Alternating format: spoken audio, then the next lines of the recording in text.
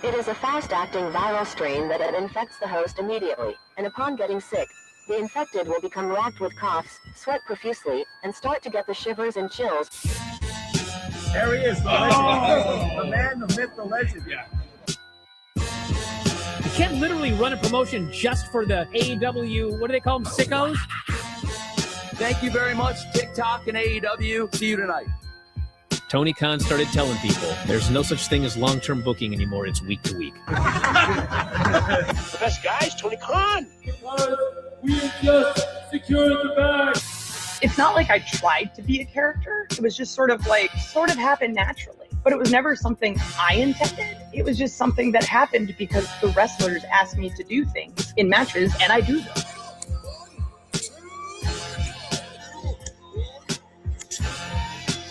If you run a promotion just for the sickos, you're going to do 400,000 viewers eventually. Effing melts. You know that SmackDown actually went over and everything? Yeah. You know, What's the point? the point of SmackDown. What are you getting at here? That the DVRs didn't pick it up. Did they not pick it up? Mine didn't. Let's get into everybody's favorite moment, and it is called Dave Meltzer's Dumb Moment of the Week. What would you like to listen to in your ears? I'd like to hear the flute. Well, if you'd like to flaunt your flute, then we can find you a flautist. We have just secured the bag. It doesn't help me. Okay, so complain, but I will complain. Let me have my misery. And when I heard that, I was like, what? Thank you, fuck you, bye, boom.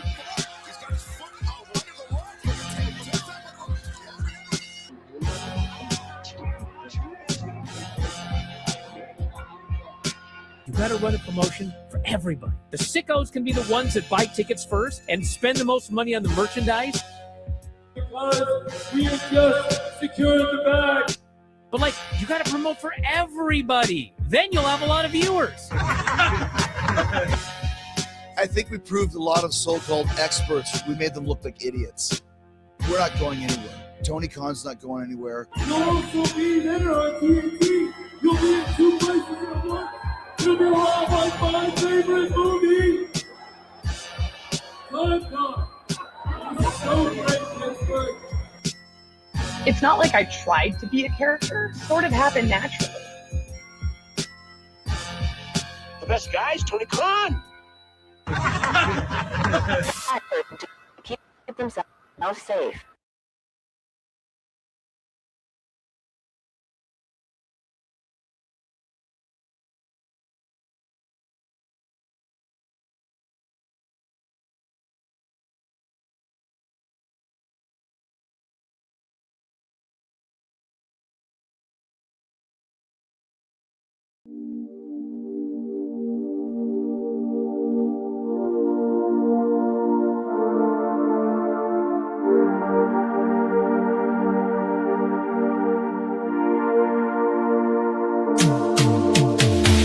Every booking is golden, you see. Perfect cards crafted for you and me. Yeah, the best guys, Tony Khan, it's true. Triple cup, best damn booker in the land. 3 red cups stacked up, always in command. Triple cup, living legend of the fight. Just a call away from making it right. Never see him back hard, no way. Got the whole roster locked in for the day. A Crimson Tower, modern art. Triple cup. Triple cup. Every booking is golden, you see. Perfect cards crafted for you and me. Yeah, the best guys, Tony Khan, it's true. Triple cup. Best damn booker in the land. 3 red cups stacked up, always in command. Triple cup. Living legend of the fight. Just a call away from making it right. Never see him back hard, no way. Got the whole roster locked in for the day. A Crimson Tower, modern art. Triple cup. Triple cup.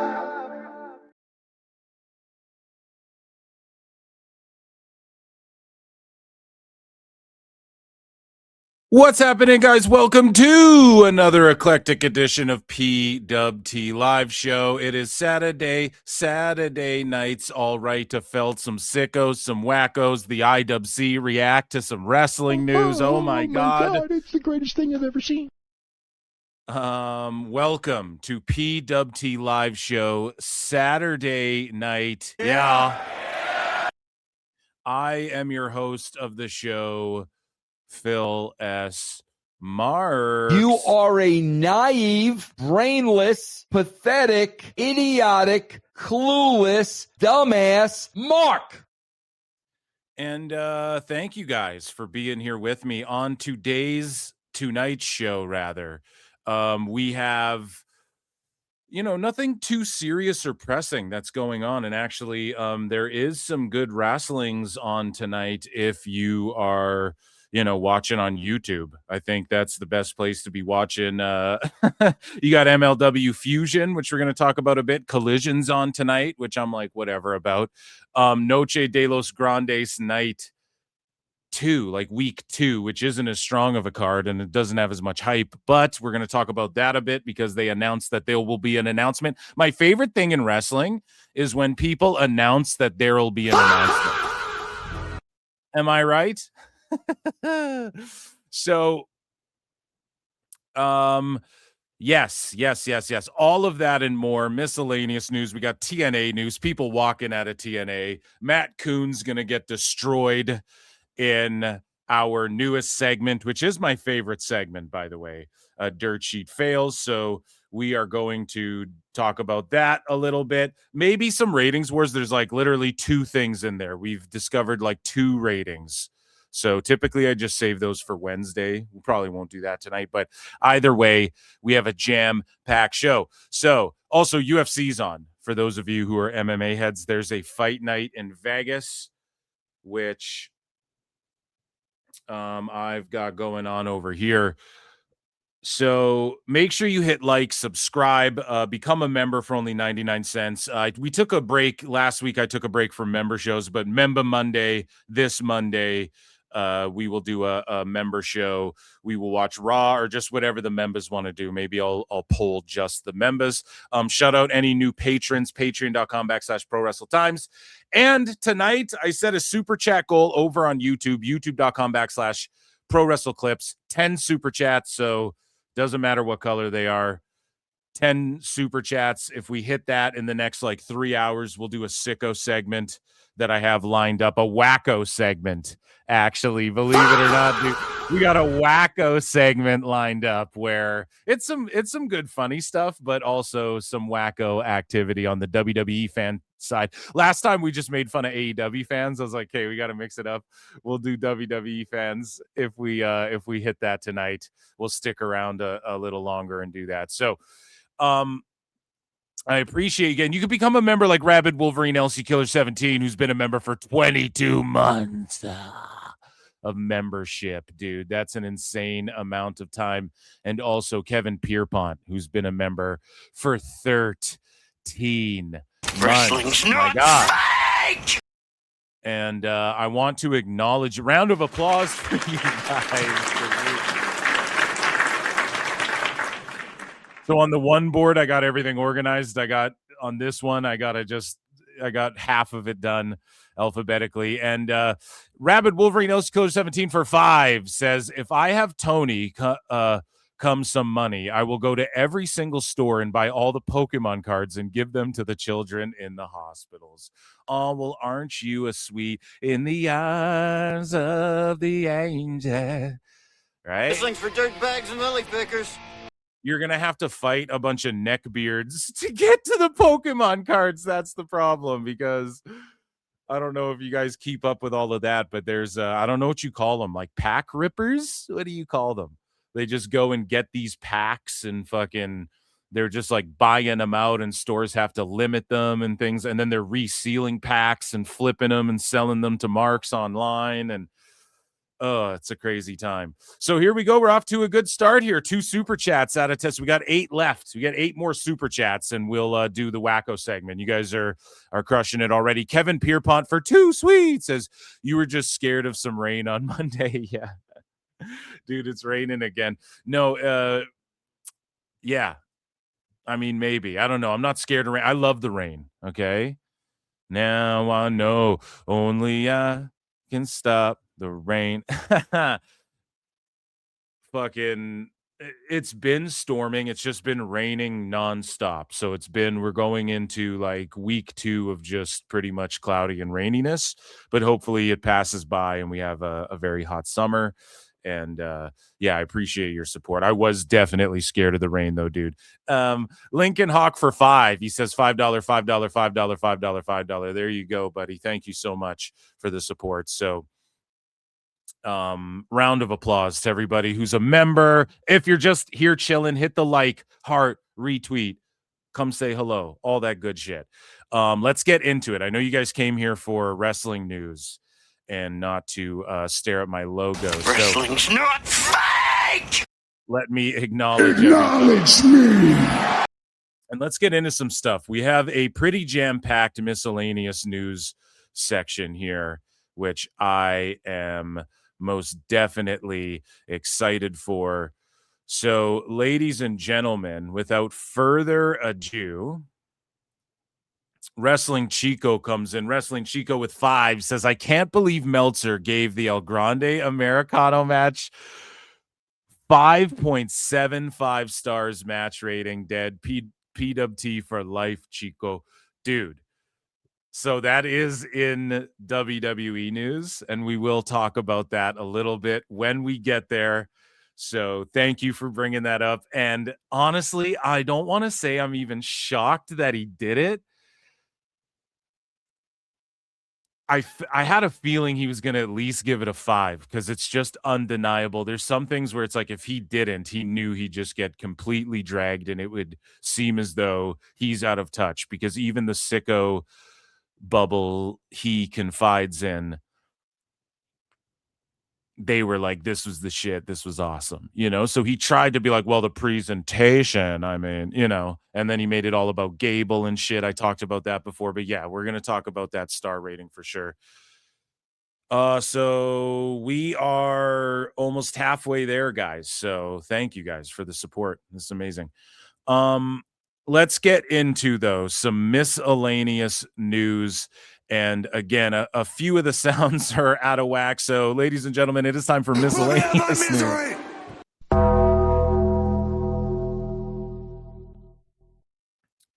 So, Andre Chase will now be going by the Professor Andre Chance and is officially available for bookings. I mean, how lucky is he that he can just be Andre Chance and it's just one letter difference from his other name?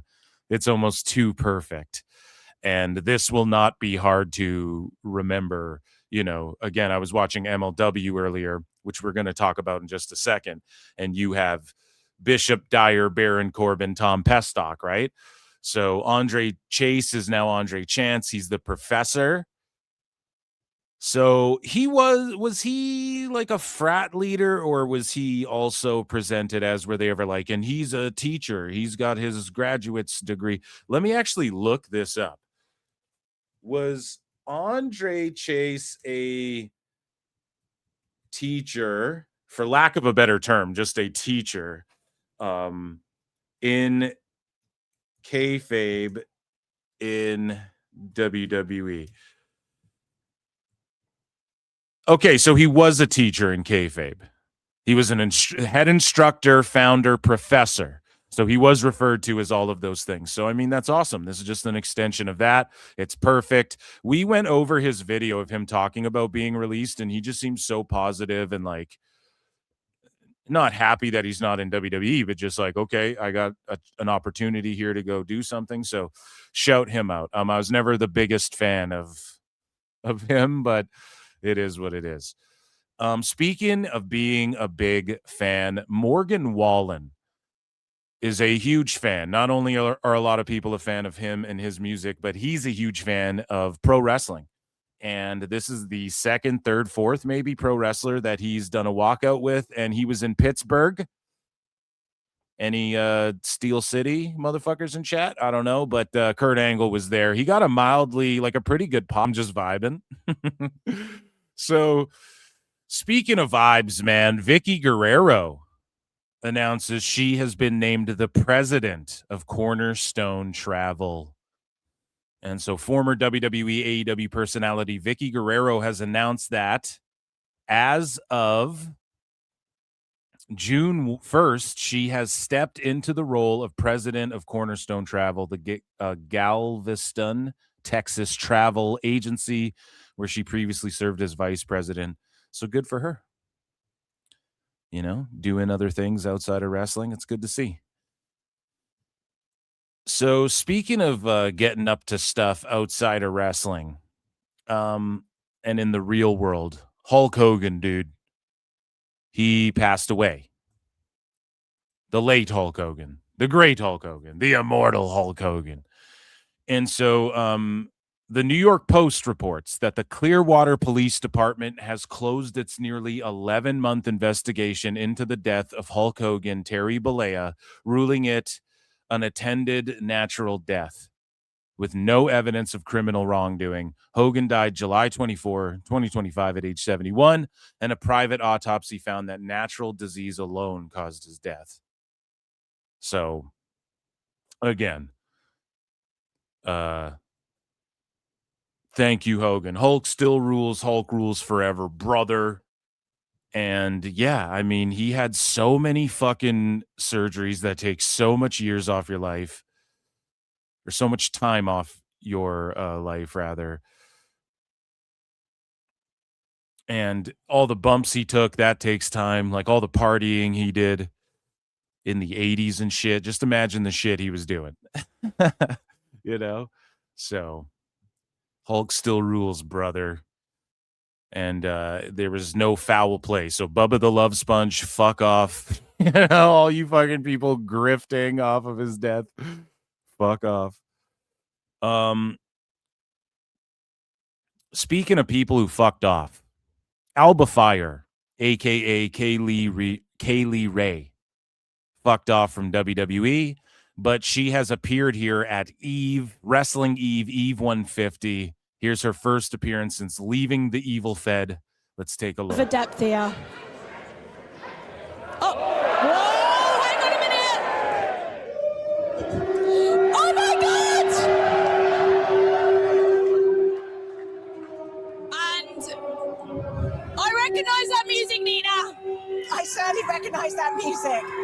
I think this is potentially who the crowd were expecting.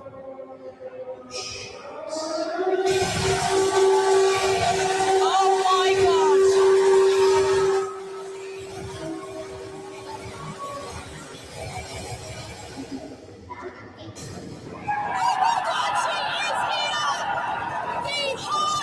That's a fucking great pop.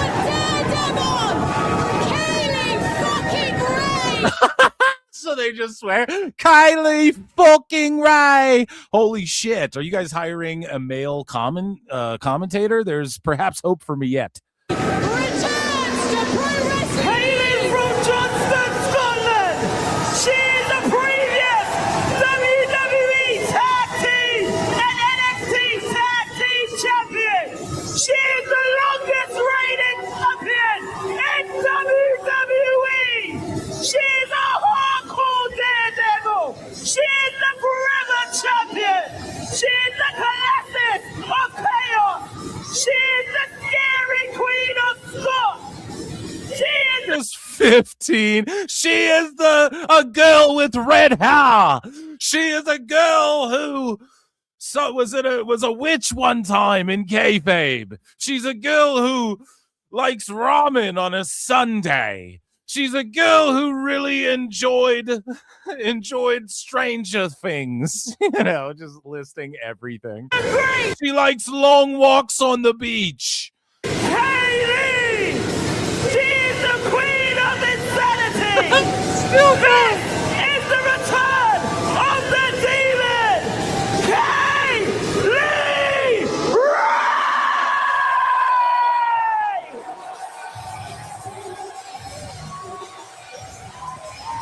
Listen, Nina Samuels, we have professional wrestling has stepped through those ropes. Legends, pioneers, women at the beginning of their careers, women making a name for themselves. Nobody has ever personified Pro Wrestling Eve more than Kaylee fucking Ray. There you go. Listen to the ovation. And she is back home. And listen, I've got goosebumps, Nina.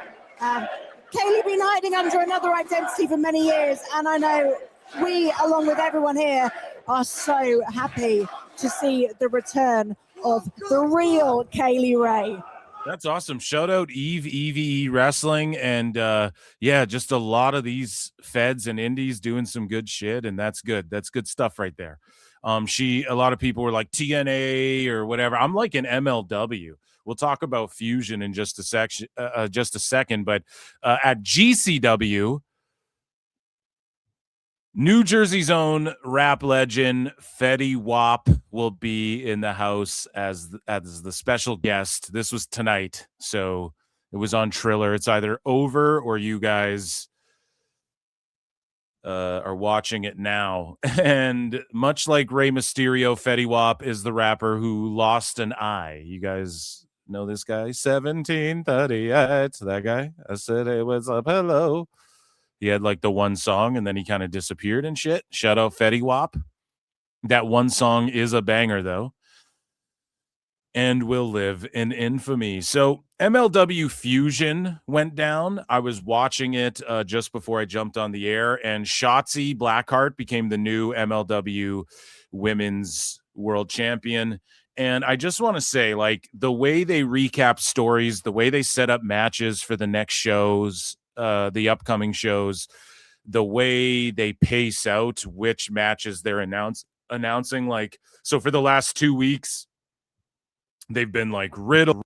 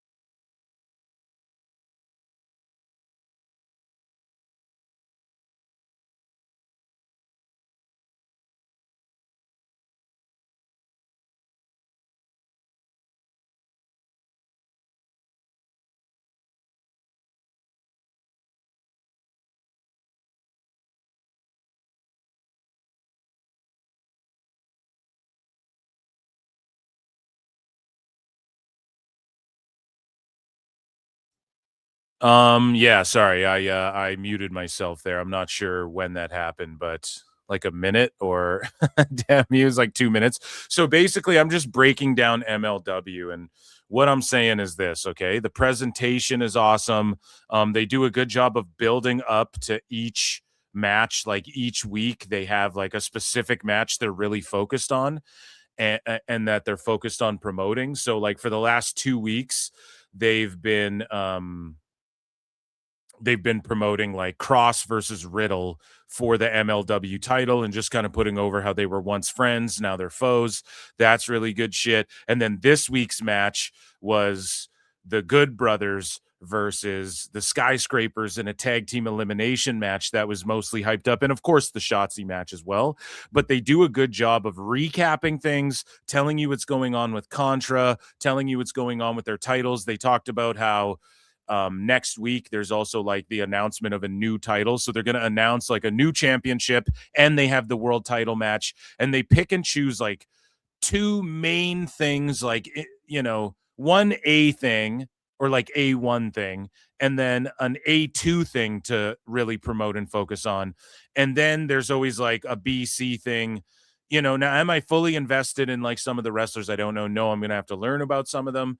But when I see Shotzi having bangers and then they're showing a hype video for like a vignette for this Japanese wrestler lady who's just been killing everybody in recent weeks. This show, the way it's formatted, the way it's paced, the way they cut to a commercial, but it's on YouTube, so it comes right back.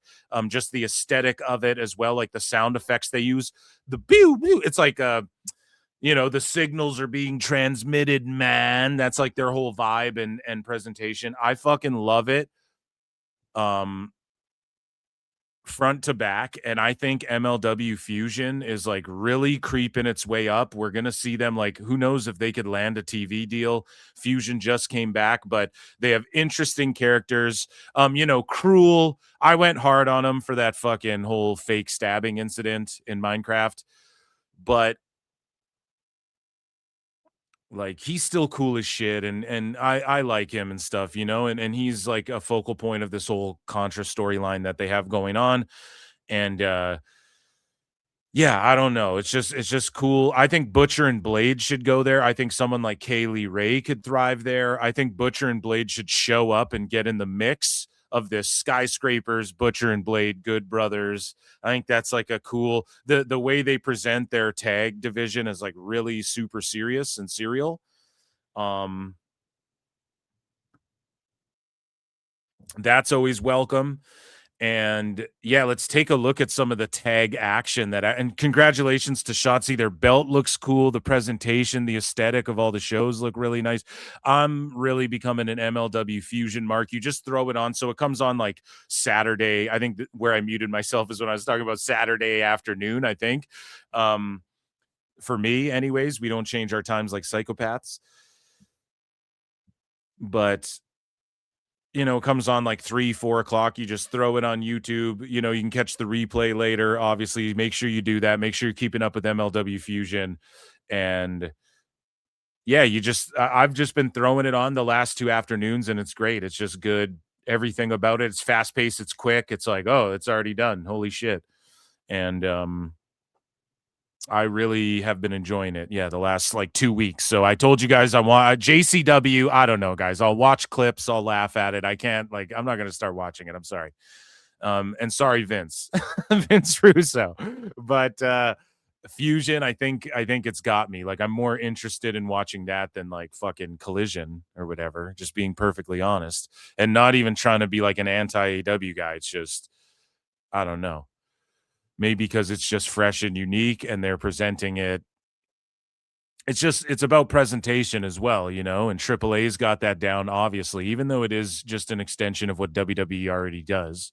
They're just doing what WWE does, but in AAA, and it's really the booking and the storytelling and the time taken to explain characters and what they're after and stuff like that. That's what Undertaker, like Dave Meltzer, and anybody who doubts AAA or WWE, they can sit there and go, oh, well, it's Undertaker's booking or it's the presentation or whatever the fuck. I don't know, man. It's just an extension of what WWE does. They do this with everything, and that's what works clearly because it's working again. But it's also Undertaker's booking and Borash. Borash doesn't get enough credit too. He deserves a lot of credit.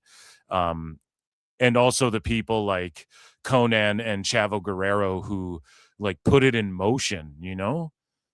Like they put this shit in motion, so they all deserve credit, even though I don't think Chavo and Conan aren't there like every week in and week out the way they were previously. But let's take a look at MLW's tag team action here. They were brawling an elimination style table match. You had to put both of your opponents through the tables, and what happened was the Skyscrapers retained, and then they just kept brawling as the show went off the air, which I thought was amazing. Look out, they're still fighting out here in front of us. And you knew that a win or a loss wasn't going to settle this. This is exactly what we expected. These refs aren't going to be able to stop these guys. Can we get Chicago PD here? It's shades of Charleston. It's shades of Battle Riot. It's every time we see these teams, they do battle, and they may continue until one's destroyed. We're out of time. The fight's continuing. Get them apart. And it's just their identity, dude. Like the black and red and white Okay, have we seen that? Is that Raw colors? Yes, but look, they're presenting it in their own way, like it's their identity. You know, the way the referees and the officials are dressed with the red shirts, it just gives it its own thing that I feel like, and again, not to make shit about AEW, but they need that. They need to like take the black and solid gold and really make that their identity, because the whole rainbow thing is much like the product, if you will, or the show itself. It's just all over the place, and it's not, you don't get any vibe from it. Like ROH has got more of a vibe even than AEW in a sense, because Tone's giving it its retro aesthetic and stuff like that. So I don't know, man. This went off the air before I came on the air really well. I was into this. I was like, holy shit. And the commentary's really great, the way they're getting over like these two teams are just at each other's throats, and if Corbin's leaving, fuck me, seems like he's got another match on the horizon. So I don't know how often they tape these or when they tape these, and I don't want to know because I don't want to see spoilers, and I hope no spoilers start coming up my fucking timeline. Okay, so lastly, here in miscellaneous news, we have the season 7 trailer of Dark Side of the Ring. And the season begins with a 3-part look at the controversy and backstage battles that defined TNA wrestling through the eyes of Jeff Jarrett. The 3-part TNA event begins with a 2-hour premiere July 7 on Vice TV and concludes the following week. And again, TNA taking it to another level with Dark Side of the Ring, because Chris Benoit got like a double episode. I think season 2 or 3, they gave him a 2-parter. And I don't think any other episode has gotten a 2-parter, but TNA not only did that, they got a 3-parter going on, and you'll never guess who is in the trailer, folks. They say that fame changes folks. The real reality is fame doesn't change folks, it reveals folks. Dark Side of the Ring is back. You're not supposed to hang people on television. This is not fake. They just beat the shit out of each other. It is Dark Side of the Ring after all. What the fuck is he doing here? The best guy is Tony Khan. Oh, it is Dark Side of the Ring after all. He already, just the way he's saying these words, because Dark Side of the Ring, like, they get a good interview out of everybody. Look at just the look on his face, and the way he sounds is so fucking weird and off-putting. Like, he just can't be normal or real to save his life. Ring after all. 7. Ring after all. Whoa, buddy, are you in the fucking back rooms haunting me right now? Like, that's some creepy ass. What did you just say? It is Dark Side of the Ring after all. What the fuck is he doing there? Unless they're going to slip in a special fucking 4-parter about AEW. All the fights. Like, Tone will appear on this show and be like, well, that Fed sucked. And, well, Eddie Kingston told me once that Dixie Carter stank. And I'm a better booker than her. Tone's made all the same mistakes of every bad booker ever. And, like, here's the thing. Tone will partake in this. But will he allow Dark Side next season? Then we want to see a Tone season 8, CM Punk versus the Elite. And let's have everyone sit down, and you come sit down and do it. He won't do that. Tone won't do that. He won't do that at all. So it's funny. He'll show up to be like, well, Dixie Carter was the shits. And because Dixie Carter won't show up for this, apparently, right?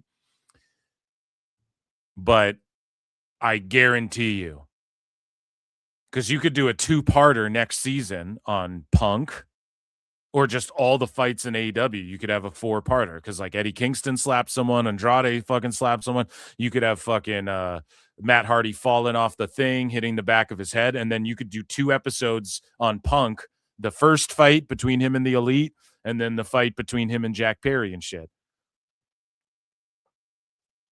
Would Tone show up for those? He fucking wouldn't. And why hasn't the Dark Side of the Ring guys done that yet? Now, I will give them this. There's an element to waiting. Like, you might want to wait a while You know, like if this show goes 10 seasons, you might want to save that for season 10, like Punk in AEW 2-parter or whatever. But it's crazy that Tone shows up for this, but somehow AEW's evaded Darkseid even doing anything that relates to them, really, after all the bullshit that's gone down, like Cody Rhodes leaving AEW. Is that not a dark side of the ring? There's some weird shit that went down there. Now, again, that's very current stuff, but we will see in due time. Will Tone sit down and do a dark side of the ring when it comes to the Elite versus Punk backstage brawl? I don't think he'd do that because he doesn't like doing shit like that. Now, he did go on Coach and Bro, so maybe there's hope for it, but it is dark side of the ring after all. I wonder if he's just going to be on the episode just marking out over Necro Butcher versus Samoa Joe. I bet that's all he's really doing, you know, but it's the best cringe, guys, man. Tony Khan. Like, come on, bro. The new stories with the can't miss. He just is like using his money to like check off like Mark fantasies he had, like a Mark fantasy bucket list. 3-hour premiere. Our biggest story yet. In pro wrestling, people get drunk with power. Jeff got all the backstabbers backstabbing the backstabbers. Somebody's gonna die tonight. Dark Side of the Ring. New season premieres Tuesday, July 7th at 9 on Vice. You know, they... Damn. And they got Samoa Joe. Tone was like, yes, I'll let you talk to my wrestlers. We'll give you access to the AEW locker room, but I need to be allowed on the show too. Is that what Tone fucking said? I almost guarantee it, man. And that, ladies and gentlemen, was miscellaneous news. Sometimes in life, you got to be a hoe. Holy.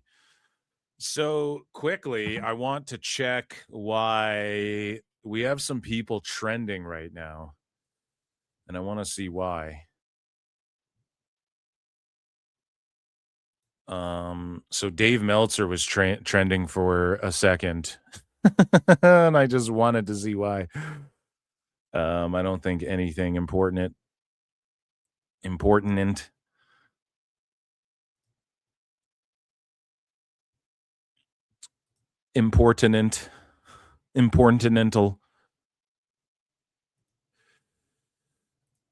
So, okay. And then just, all right, Maven talking shit. So we already got that. We already got that for him. Okay. All right. Because Triple H was trending too. I'm like, well, what happened? And yeah, it's just he's getting people talking shit about him. So, all right, guys. Yeah, so we have a super chat goal. We're at 4 out of 10. If we get to 10, we'll also do a wacko segment. I know some people have been tuning in. People have been filing in here as the show has gone on. That was just the intro, the light intro to the show, ladies and gentlemen. And we are going to get into some more stuff. I want to talk about TNA news. There's not a whole lot, but there is some controversy. What's chat saying? Right, true crime, no matter what your opinion is on WWE or AEW, it's welcomed here. You might get a rebuttal, but you definitely won't ever be attacked or blocked. Yeah, for sure. Come. Sickos are welcome, dude. You guys already know that. I welcome fucking everybody here. And I just try to be fair. If you don't agree with my opinion and I go hard on shit, oh well. You know, it's like it's not the end of the world. And I'm truly a wrestling fan, and I think people can see that. So welcome one and all. But okay, Tony letting Paige, Christian, Danielson, Sting, and potentially Foley wrestle when they couldn't pass a physical in WWE that's what I mean. That's what I fucking mean. And if something bad happens to Foley, and we're gonna talk about that in a bit, fuck, you know. Steamboat Tone is the polar bear in Arlington, Texas. Okay, guys, so let's get into this. Maven just needs to go away. Well, we're going to talk about that in a little bit here. So let's actually get into Phil Marks' book. Marks. We're going to talk about TNA news next here. And there's not a whole lot, but we will get our aces and our eights and our banjos in the chat. Okay? Because it is time for TNA news.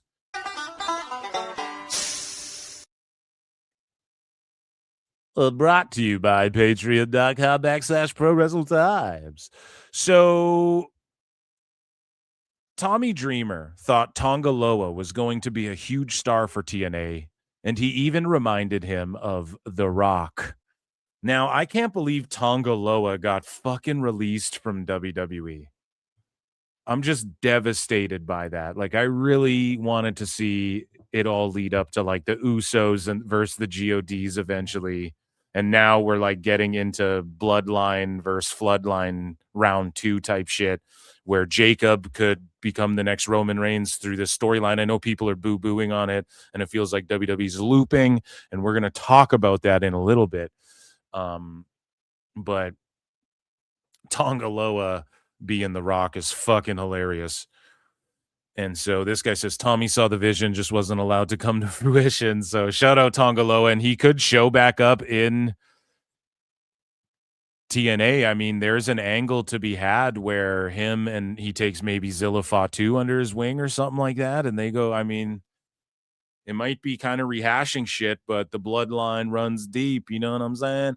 So Myla Grace recently asked for her release from TNA and had it granted this week. So again, we're seeing another wrestler on the TNA roster being like, release me. And it's not like it's some mass exodus, but obviously Myla Grace doesn't like how she's been booked, maybe sees other opportunities to grind away on the indies and make more money doing that.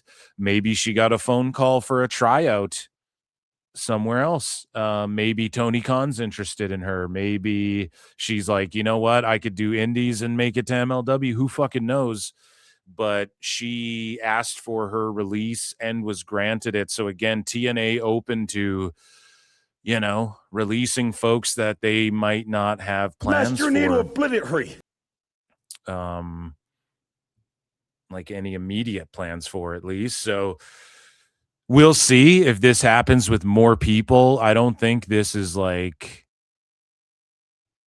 anything to be alarmed about. I don't really know what she was doing, and beyond, you know, like Mance left and him and I think SDL, or at least Mance, are in ROH, and like that's better for them. At least they're like being used routinely, and Tone will just let them do whatever they want. I'm not saying that's what she wants to do, and who knows, it could be a personal reason. I'm not even sure if this stuff was elaborated on any further, but it's not really a good sign when somebody asks for their release. But also it could just be her betting on herself, or maybe she's got some personal shit going on. But she was somebody that when people saw TNA signed her up, they were like, oh my God, Myla Grace type shit, you know? Not saying it was like, you know, somebody, it's not like the Rascals level, but if she shows up in AEW or ROH, even though like no one will really see it or care if it's ROH, or even though people will see her debut in AEW and they'll sort of laugh it off and shrug it off because like, okay, you go to AEW to fucking not get booked and stuff. If AEW scoops her up, then damn, that's like, you know, Tone is really going after TNA. You know? Because why else would she ask to leave? It's not like you're asking to leave TNA unless WWE's like, oh, we like her, we want her in the PC, but then you just do a deal like TNA and WWE just do a deal, right? So she shows up in ROH/AEW. Tone's just going for the jugular, you know? Not saying that she's like a death blow, but again, some of the people WWE take from AEW aren't death blows either until they make it be the case, right? Like taking Powerhouse Hobbs from AEW doesn't really change anything for AEW. It's just a fumble on Tony's part. Now, if they make Hobbs into a fucking giant star, then that's when it becomes a death blow. But when they took like a Rhodes or a Punk from AEW, those are death blows. Those are like kill shots aiming for the heart or the brain. You know what I'm saying? So, yeah, if Tony can keep chipping away at them, but if she just like does her thing on the indies or steps away from wrestling or something, then it was obviously something other than that, but something to keep an eye on. something, something, something. That's why I kicked your leg from your leg, Brett. And that was TNA news. I said something a lot of times, I feel like. No? You ever say a word so many times and then it starts sounding weird? You're like, why does it sound like that? Anyways, that was TNA news. All right, guys. Hit like, hit subscribe, hit retweet, hit heart, all that good shit. And yeah, let's get to 10 super chats. Shout everybody out. I want to get fucking... So Collision's on, right? Do we throw Collision on? There's also fights on. There's so many things on right now. Why is Meltzer trending? I am genuinely curious. Let me... Oh, no, it just switched to Collision.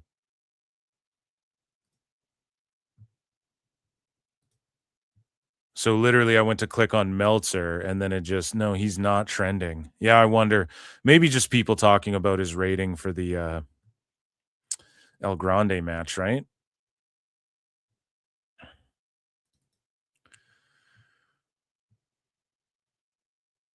Okay. Where do we go next? Do we do AEW and WWE news? Because we are going to felt Matt Keen, which is going to be funny. I'm just not sure what we should do next here. Should I pull up Collision? Yay or nay?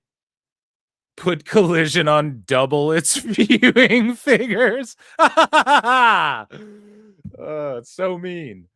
You guys are just meanies.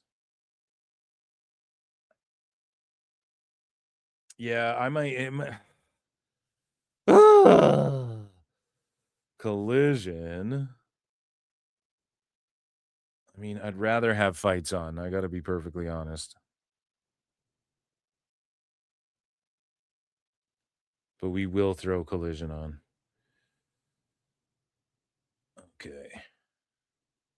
Okay. While I throw Collision on, ladies and gentlemen, and to help get those fucking likes up, Chris Jericho.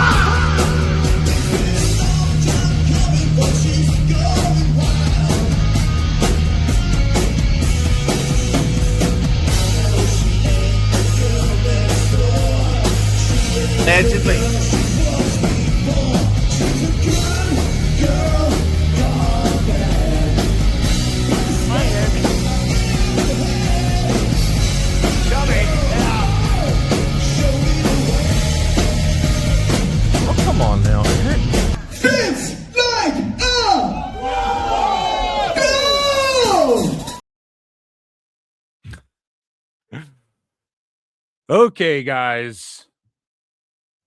Collision's on.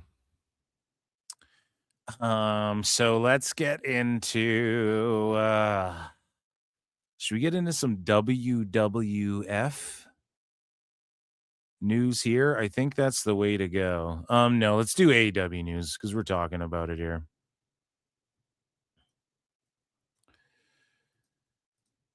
So everybody, Ichi Nissan, because it's time for AEW news. So somebody that I talked about last show and somebody that everybody's been talking about as of late in the pro wrestling world is one Mick J. Foley. And I don't know if that's his middle name, but this has recently come out, and friend of the show, JJ Alexander, has gone off on rants, like getting mad online about, oh, Mick Foley's in AEW and he's going to wrestle a match and he's just there to do a hardcore match against fucking MJF and da-da-da-da-da. And people were like, dude, chill. You're just getting mad about shit that hasn't even happened yet. We don't even know if it's going to happen, right? And then all of a sudden this comes out. According to Wrestle Votes and Fightful Select, AEW sources spoken to believe that Mick Foley had made up his mind, and I've made up my mind. Here I go again on my own. Gonna fall through a table on Collision, right? And so he's made up his mind that he would wrestle once more and that it would be in AEW. It is believed that if he got cleared, which he will, Tony Khan would be eager to book the match. So again, Tony Khan is eager to see another person to give this guy millions of dollars, a person Tone grew up fucking watching. He wants to see him crippled. Okay? Ospreay, all of these guys. Let's talk about the people who got cleared when they shouldn't have. Maybe Paige, I don't know. She's doing the damn thing in WWE, but Danielson. You could argue fucking Edge only got cleared because he would have just went to AEW sooner. Look at Danielson, dude. He had to just abruptly retire.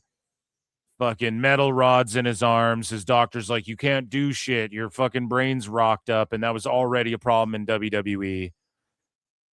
Tone is just going to let these people like wrestle until they drop and die. It's pretty crazy. And so JJ Alexander was yelling about some shit. That came true. Who else is the match? I know some people are like, oh, Moxley. Some people think, no, it's not going to be Mox. I know they teased that years ago. But MJF has, Mick Foley has said that if he wrestles anybody, maybe he didn't word it this way. Like, I'm not saying this shit verbatim, but he essentially said, like, if he comes back to wrestle, MJF's a guy he would love to get in there with. Like, that's pretty much the guy that he sees he could help. And how will he help him, you might be asking? Well, he's going to go into fucking through a table off the apron. He's going to go through thumbtacks. He's going to fall through a flaming table. He is going to maybe not take a chair shot to the head, but he'll get cut up. He'll get sliced up. MJF will cheese grater him and fucking, he'll do a thumbtack spot and he'll blade and he'll fucking bleed and he'll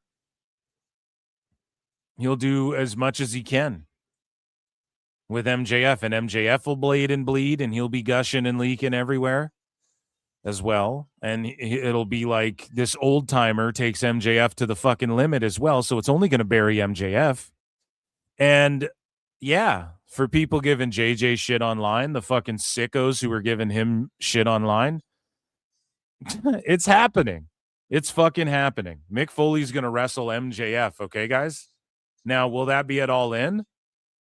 Possibly. I mean, Dave Meltzer laid out everything. Let me lay something out here.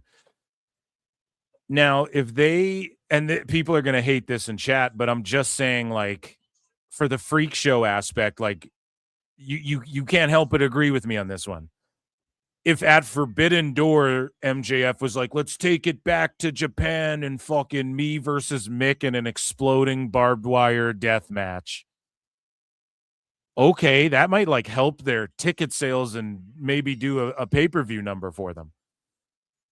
I'm not saying I want to see it. I'm not saying that's the right thing to do. I don't even know if Mick could get cleared that quickly. He did look like, he lost some weight and stuff. But that, okay, maybe there's like no build. There's like not enough time to build that properly in my, like, to warrant a fucking exploding barbed wire death. But that might help that pay-per-view. But with All In, if you put Mick Foley on it, it's not going to help the ticket sales one way or the other. Could that match happen there? Yes, it could, because Dave Meltzer pretty much laid it out. And he's like, everybody knows, what they're going to do. But the question is Omega the champ? versus Ospreay, and he's like, I think they should do Omega winning in Montreal, and then Omega versus Ospreay for the title. They're 1-1, one in New Japan, one in AEW / New Japan. So then the final one will be Ospreay winning the rubber match in the main event at All In Wembley. Dave laid it all out. Okay, what's going to happen? And then he said MJF versus Hangman. Now, I don't really give a fuck. Like, what Hangman can be in, again, a match with anybody. It doesn't really matter. Like, that's the thing with Hangman. It does not really matter what he does, unfortunately. So he can just be in a match with whoever. It doesn't even need to be MJF. But if that's like the backup match, like let's say they can get Mick versus MJF in a hardcore match at All In at Wembley and shit, yeah, I think they'll do it there. Why wouldn't you do it there? Because Hangman can just fight whoever. But if they have to go, okay, well, we're going to do Hangman versus MJF. I mean, let's face it. You could do Joe MJF, Hangman MJF. You could put a Swerve MJF. Like, if MJF's not going to have the fucking title, you can put him against anyone really too. And again, the tickets aren't moving, like, unless you pull a Goldberg out of your ass, Goldberg versus MJF, like, I don't think you'll see a drastic ticket sales shift regardless of who you put MJF up fucking against. I think if you keep him champion and go into the pay-per-view with him as champ, I think that could maybe help them a little bit, because people like MJF, like, clearly, you know, like, as far as they like watching him as the bad guy champion on their TVs and shit. But if he's just out of the title picture so that Dave just lays out, Dave is like, oh, I think everybody knows what it's going to be. And he just lays it out. Kenny wins in Montreal. And think about how fucking lame that is and how shitty Tone is. So Darby wins in Seattle because he's from there. And then MJF wins in New York because he's from there. And then Kenny wins in Canada because he's from there. And then Ospreay wins in the UK because he's from Sometimes there. in life, you got to be a hoe. Tone is the fucking worst booker of all time. Dark side of the ring level.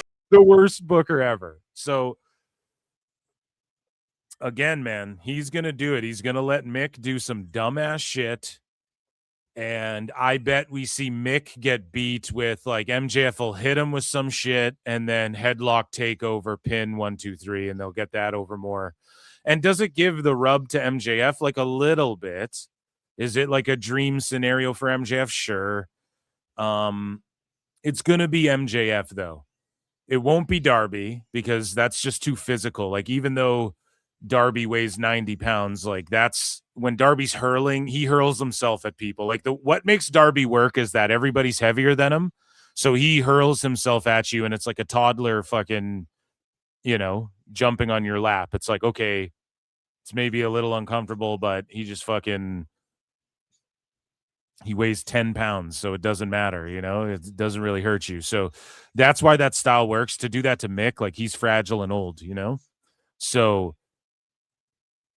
I guarantee Mick will let MJF slam him in tacks, maybe do a flaming table.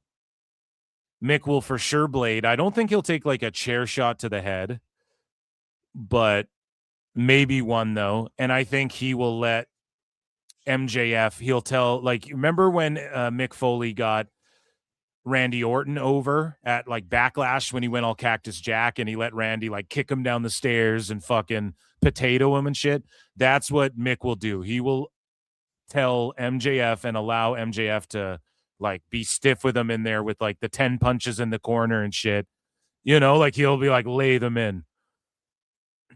And if they do it correctly, I mean, it could get some heat and shit, but I just don't, like, how long are they going to go as well? It's going to end up going short.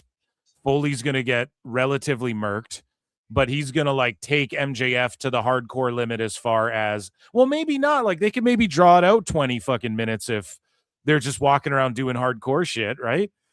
And Mick's just like, okay, here's one, like, chair shot, and MJF selling for most of it, and then he really fucking puts it on Mick. Like, okay. We are talking about the match. It is intriguing. And seeing Mick Foley in Sandman's last match where he was punching the Invisible Man, I was like, dude, what's the difference between this and him doing a match in AEW? or like doing a match anywhere else. And we've talked about this before he even officially signed with AEW, because he said he would love to have a match with MJF. And when he went in there at the Sandman match and he was throwing punches at the Invisible Man, it's like, that's what a working punch is. You know, you're not really fucking in the, so what's the difference between him doing that, and he even bumped for the Invisible Man or whatever. So what's the difference between that and him working MJF? Like, obviously it's on Mick's mind, and he's lost weight and he's moving around a little better than we've seen him in recent years, like getting in and out of the ring at some indie dates, you know? So clearly it's been on his mind, and this is just troubling to me. I think if it's, in my opinion, they should have got on this earlier and then did a fucking Japanese barbed wire death match at Forbidden Door for the world title and tried to sell a fucking pay-per-view. And yes, is that Mark and dumb hotshot booking? Yes, but that's what AEW is. So think about what AEW is. That's my idea for it. Or they save it for All In. Honestly, I think that, like, even though Mick Foley's old and washed, the intrigue and the name value is more valuable than just MJF versus anybody. Like, okay, MJF versus Hangman does nothing. MJF versus Swerve, who cares? MJF versus Moxley, who gives a fuck? MJF versus who? Bandito. Like, who really cares, you know? Hangman versus MJF, Hangman versus fucking Swerve. Like, nobody cares, you know? All of these guys looming around the top. None of it really matters, okay? So, All In, Wembley, Dave laid it out. Omega, Ospreay, MJF, Mick Foley, and a hardcore, whatever the fuck. That's what's going to happen. That's my official prediction. Tone thinks it's great. I think this is fucking ridiculous. I think it's abhorrent. And I think it's kind of grotesque. Because you know what Mick's willing to do. You know what he's willing to do. And, yeah, I mean, will it be good for MJF's legacy? Possibly. Is it going to be good heel heat for him to beat up old man Mick? Yes. Were people still accepting Terry Funk, though? You got to look at this like, if Terry Funk was like, I'm an old man, I'm going to come back and fight MJF, I'm an old man, people would kind of pop for that shit. Let's be honest. He did it a million times. I know people are disgusted because Tone has cleared guys and has allowed like Ibushi to walk out there with broken legs, and fucking he's allowed Tanahashi to go out there just looking like a shell of himself, and he's allowed fucking Matt Hardy to fall off cranes and crack his skull and still work concussed, and multiple other wrestlers, and he's allowed he cleared people that nobody thought would be cleared, and he allowed Danielson to get cleared and then go out there and wrestle until the wheels literally fell off. And he allowed Adam Cole to go out there and get fucking apron bombed and KO'd for the rest of his life, you know? Like, all this time later, too, you hear the Bucks talking about, man, we just hope that Adam Cole heals up and boom. But, like, that's how bad he got fucked up in AEW. He went there and it ended his career. Kyle O'Reilly, too, with his nagging neck problems and shit. So yes, Tone deserves like criticism and flack for all of that, but just in a vacuum, if you want to talk about like what's going to sell and what they should do for All In, let's be fucking for real here, chat. Let's be for real. Okay? Will it be rehashing the Randy Orton stuff a little bit? Yeah, but you let MJF spit in Mick Foley's face, do all that sicko shit. And then if they're going to do the match, you do it at All In. If he's going to do it at fucking All In. Don't waste it at some bullshit. But Mick, how do they get to this match? Maybe MJF's like cheats, knocks out Omega with the fucking diamond ring, and then that's when Mick Foley hits him with the barbed wire bat or whatever, you know, like to help. And then like MJF stumbles backwards into the fucking one-winged angel or something. I don't know. But you have to get the title off of MJF, which I don't think is the move, but Dave laid it out for us. That's what's going to happen. He fucking spoiled it. So, because he's a dumbass. But yeah, All In, that's going to go down. And shout out JJ Alexander, who wasn't triggered for no reason. He was actually triggered because he knew that this shit was going to happen. So speaking of MJF and getting hurt, According to Brian Alvarez, MJF's injury is legit, but they're hoping it's not serious. So now he's allegedly working banged up.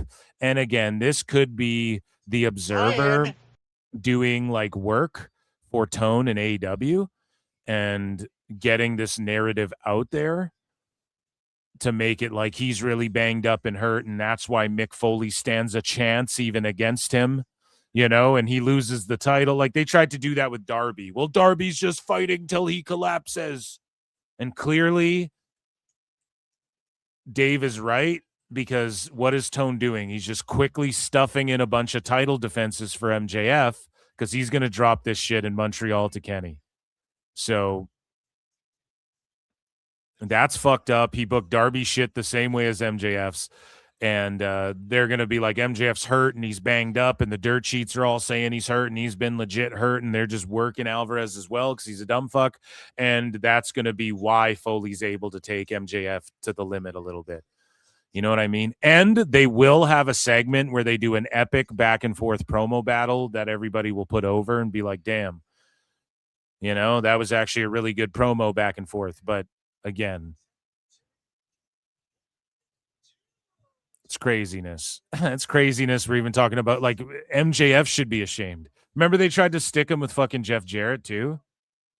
And then they just kiboshed that out of nowhere. Like what's with like, we're going to stick him with like these old guys that fucking shouldn't be able to hang with him. It's mental, man. MJF, it's going to get to a point in the next couple years, if he doesn't dip out by next year, that where people are like, dude, he's done. Like he's got no stories. This shit's tired. He's just fighting all the old heads. And I don't know. That's just my opinion. So we move along here. MJF, it's just announced that he suffered a hyperextended knee during last night's Dynamite and has been pulled from his match with Bobby Orlando at Beyond Wrestling. So again, how prestigious is this title? And what does this title mean? And why would people pay an arm and a leg to go see fucking this Wembley show where there's only 25,000 tickets sold and motherfuckers are talking about, oh yeah, they should do a WrestleMania weekend. They can't even do 25,000 people at fucking All In Wembley in the UK. Why the fuck would there be 50 to 70,000 excess pro wrestling fans in any city in America when WrestleMania is not there?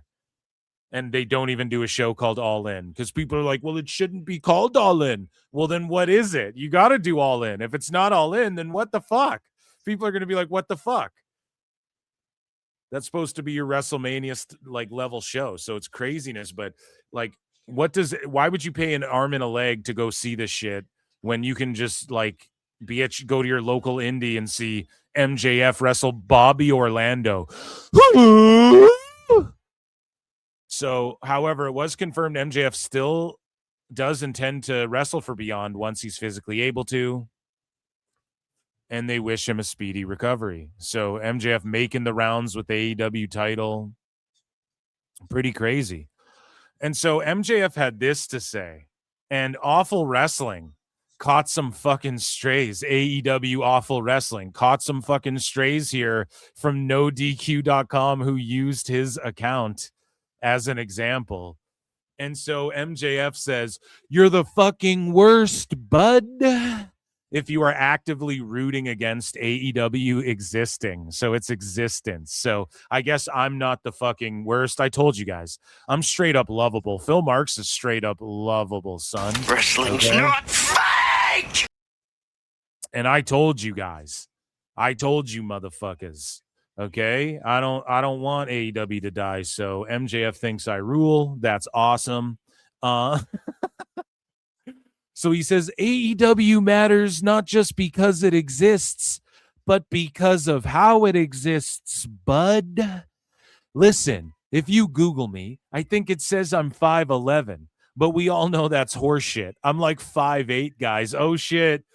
Look at this short king standing up, pulling an opposite of Joe Rogan, right? The UFC games have Joe Rogan at like 5'7", but everybody knows that he's 4'4". Okay. Allegedly. And so, and he goes, and this is a place where, simply put, a 5'8" Jew can be world champ, bud. If you know wrestling history, then you know that's a big deal and why.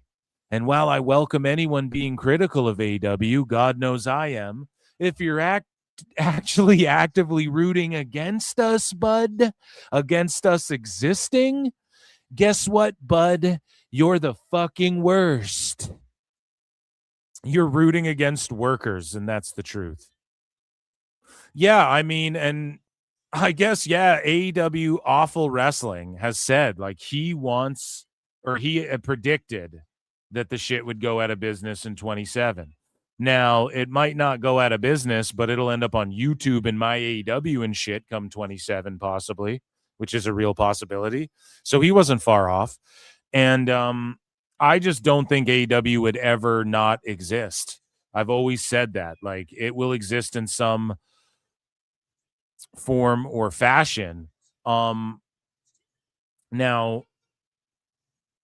yes, I want there, I've said this a billion times, I want there to be more and more wrestling feds that are like able to compete with WWE and shit. I'm very realistic about AEW's ability and Tony Khan's competence to book well, be creative, and also compete. So I would say there's many more AEW sickos, though. And I get it from both ends, dude. Pause. I get it from fucking wackos and sickos all the time. But I think there are many more sickos who are actively like, the Fed needs to die, man. Like Tony Khan thinks that and shit. That's the problem. Whereas WWE, I just don't think they give a fuck about AEW as much as Vince would be like, we need to put them out of business, pal. WWE's more like, I think Triple H and Shawn are just like, whatever, they're small fries and we'll just fuck with them and take their guys. And it's good they exist because some of our guys can go get more money there and come home when they're fucking ready. So I don't know, man. It's funny that NoDQ.com, though, put Awful Wrestling in this motherfucker as the example. So MJF going off here lately. Wrestling Chico for 2. Sweet. We're at 5 super chats, guys. 5 more super chats, any color of super chat. 5 more super chats, and we'll also do a sicko segment, actually more like a wacko segment tonight. You guys know what I'm saying? And so shout out Wrestling Chico for 2. Sweet. He says, run the likes up. I want a sicko segment. PWT rules, Chico. You know who I am, but you don't know why I'm here. Thank you, dude. I really appreciate that. And yeah, let's get to 10 super chats. Hit like, hit subscribe, hit retweet if you haven't, or become a member. You can gift a membership, or just, yeah, like I said, retweet, hit the heart, all that good shit. Thank you guys for your support. I appreciate you guys.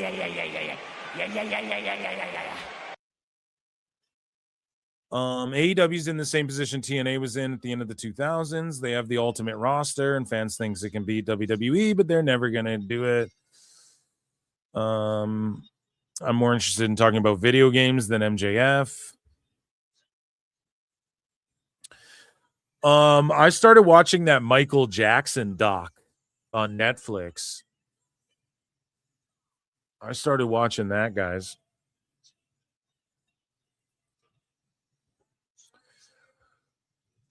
Speaking of crazy famous people, ladies and gentlemen, Chris Jericho. I look and see it's not just me. So many others have stood where I stand. We are the young, so raise your hand.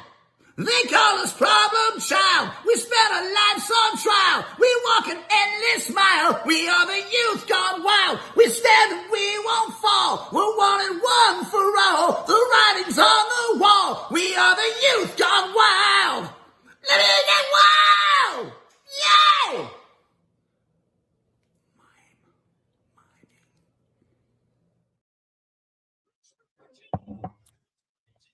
We continue along. So we have some more roster news here, and Andrade El Idolo took to social media to answer some fan questions, and he makes it clear that he isn't interested in another run with WWE. So somebody asks him, do you miss WWE and would you go back for a match? And he says, no, not even for a match, dude. And Andrade says, but I would definitely like to wrestle Rey Mysterio and Carmelo again. So there you go. But he likes macking on honeys over there in AEW, and they've been booking him well. It's funny though, because just to lay out a timeline here of Andrade. So he went to WWE, was in NXT, booked tremendously. Then Vince and the whole Triple H stuff went down, and Andrade was one of the dudes who went over to AEW before he spent too much time on the main roster. And Vince didn't really know how to book him as good as Triple H, right? And so Andrade was awesome in NXT. He went to the main roster. He was floundering, and then the rumors were, and other luchas who were in AEW that were friends with him talked about how Andrade told people, hey, it's not all as it's cracked out to be over here. Cracked out as it's cracked up to be. You know, things aren't really what people hype it up to be over here in WWE, even though it was a dream of his to make it there eventually. And he did meet Charlotte Flair. And if you guys remember Andrade, that's when he trademarked Andrade El Idolo, and Charlotte Flair also trademarked Ashley Flair and some other names in case she left WWE. And she owns those, I think, to this day. I don't think she ever relinquished them, and it's good she did that just in case she ever had to leave, and especially with that landscape at the time. You know, people didn't know what was going on with Vince, and things were sketchy. And Andrade goes to AEW, and then he ends up like smacking motherfuckers and being misused or being categorized as a guy like Miro and Aleister Black. And I know that people want to do like revisionist history and not lump Andrade in there, but Dave did. Dave and other dirt sheets and other folks would talk about like Andrade, Miro, and Black should all leave AEW. They don't even want to fight, and they all ended up leaving AEW. But they don't even want to be there. They don't even want to be in AEW. They want to be in WWE. They won't lose to people and whatever, right? And Andrade was a dude who, again, maybe wasn't as much on the side of he doesn't want to lose, but he was a guy that they're like, what's kind of going on with his booking? He like inherited the Hardy family or whatever the fuck. Because remember, before there was the Callis family, there was like the Matt Hardy conglomerate or whatever, and then Andrade like bought the group from Matt Hardy or some stupid shit. And so basically what happened was Andrade, rumors floating around, rumors and innuendos that he was like, AEW ain't all that it's cracked up to be. So WWE ain't all that great, and he wants out. And then he goes to AEW. Then he's like, this ain't all that great, and I want out. Then he wants to go be with his wife. So he goes back to WWE. And then motherfuckers no-showing shows, and motherfuckers taking off to South America, and him and Charlotte, obviously they get a divorce. He's taking off, he's partying, he's no-showing, he's showing up fucking allegedly, right? On fucking allegedly. Travis Scott time. And he's all fucking turned up and lit out of his mind and backstage allegedly, okay? And he fucked Ray Phoenix over a little bit. And then he gets fucking released. And then he goes to AEW, shows up, gloms Kenny Omega, and then turns out he legally wasn't allowed to do that, blah, blah, blah. But now he's saying, no, I don't want to go back to WWE. So it's just crazy how he was in WWE. It's not all that great here. Goes to AEW. It's not all that great here. Goes to WWE.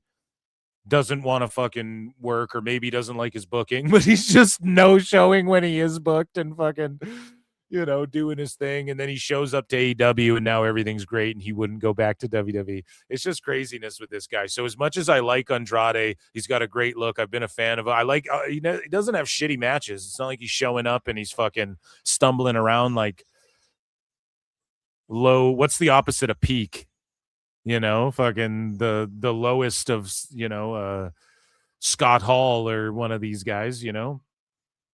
he's out there doing the damn thing, but this guy just somehow can get a job everywhere while not being afraid to burn the bridges and shit.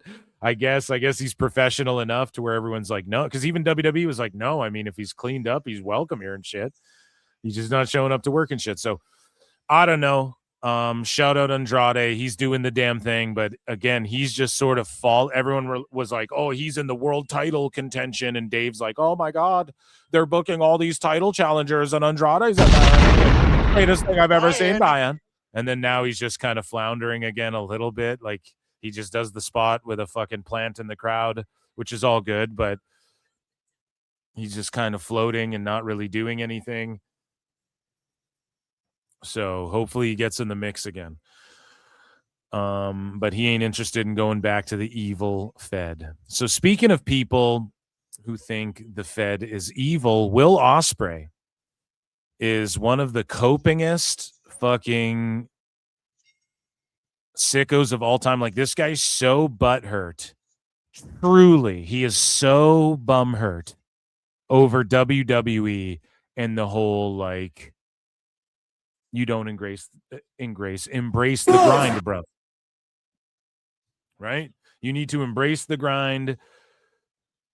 Here in WWE, Triple H says that. Ospreay melts down. He keeps cutting promos about it. He keeps talking about it. He goes to like the mystery rumble or whatever, and there's a guy cosplaying Triple H, and he beats him up, and then he brings it up in Chris Van Vliet, and then he goes on this podcast that gets not even 100 fucking views, and he talks about WWE, and it goes viral, and we've covered this over the last 12 months or so.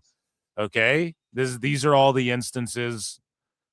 That's just a quick recap, okay? I can't get into depth with all of them, but there's been so many instances of him just coping about the Fed. And this is another one, okay?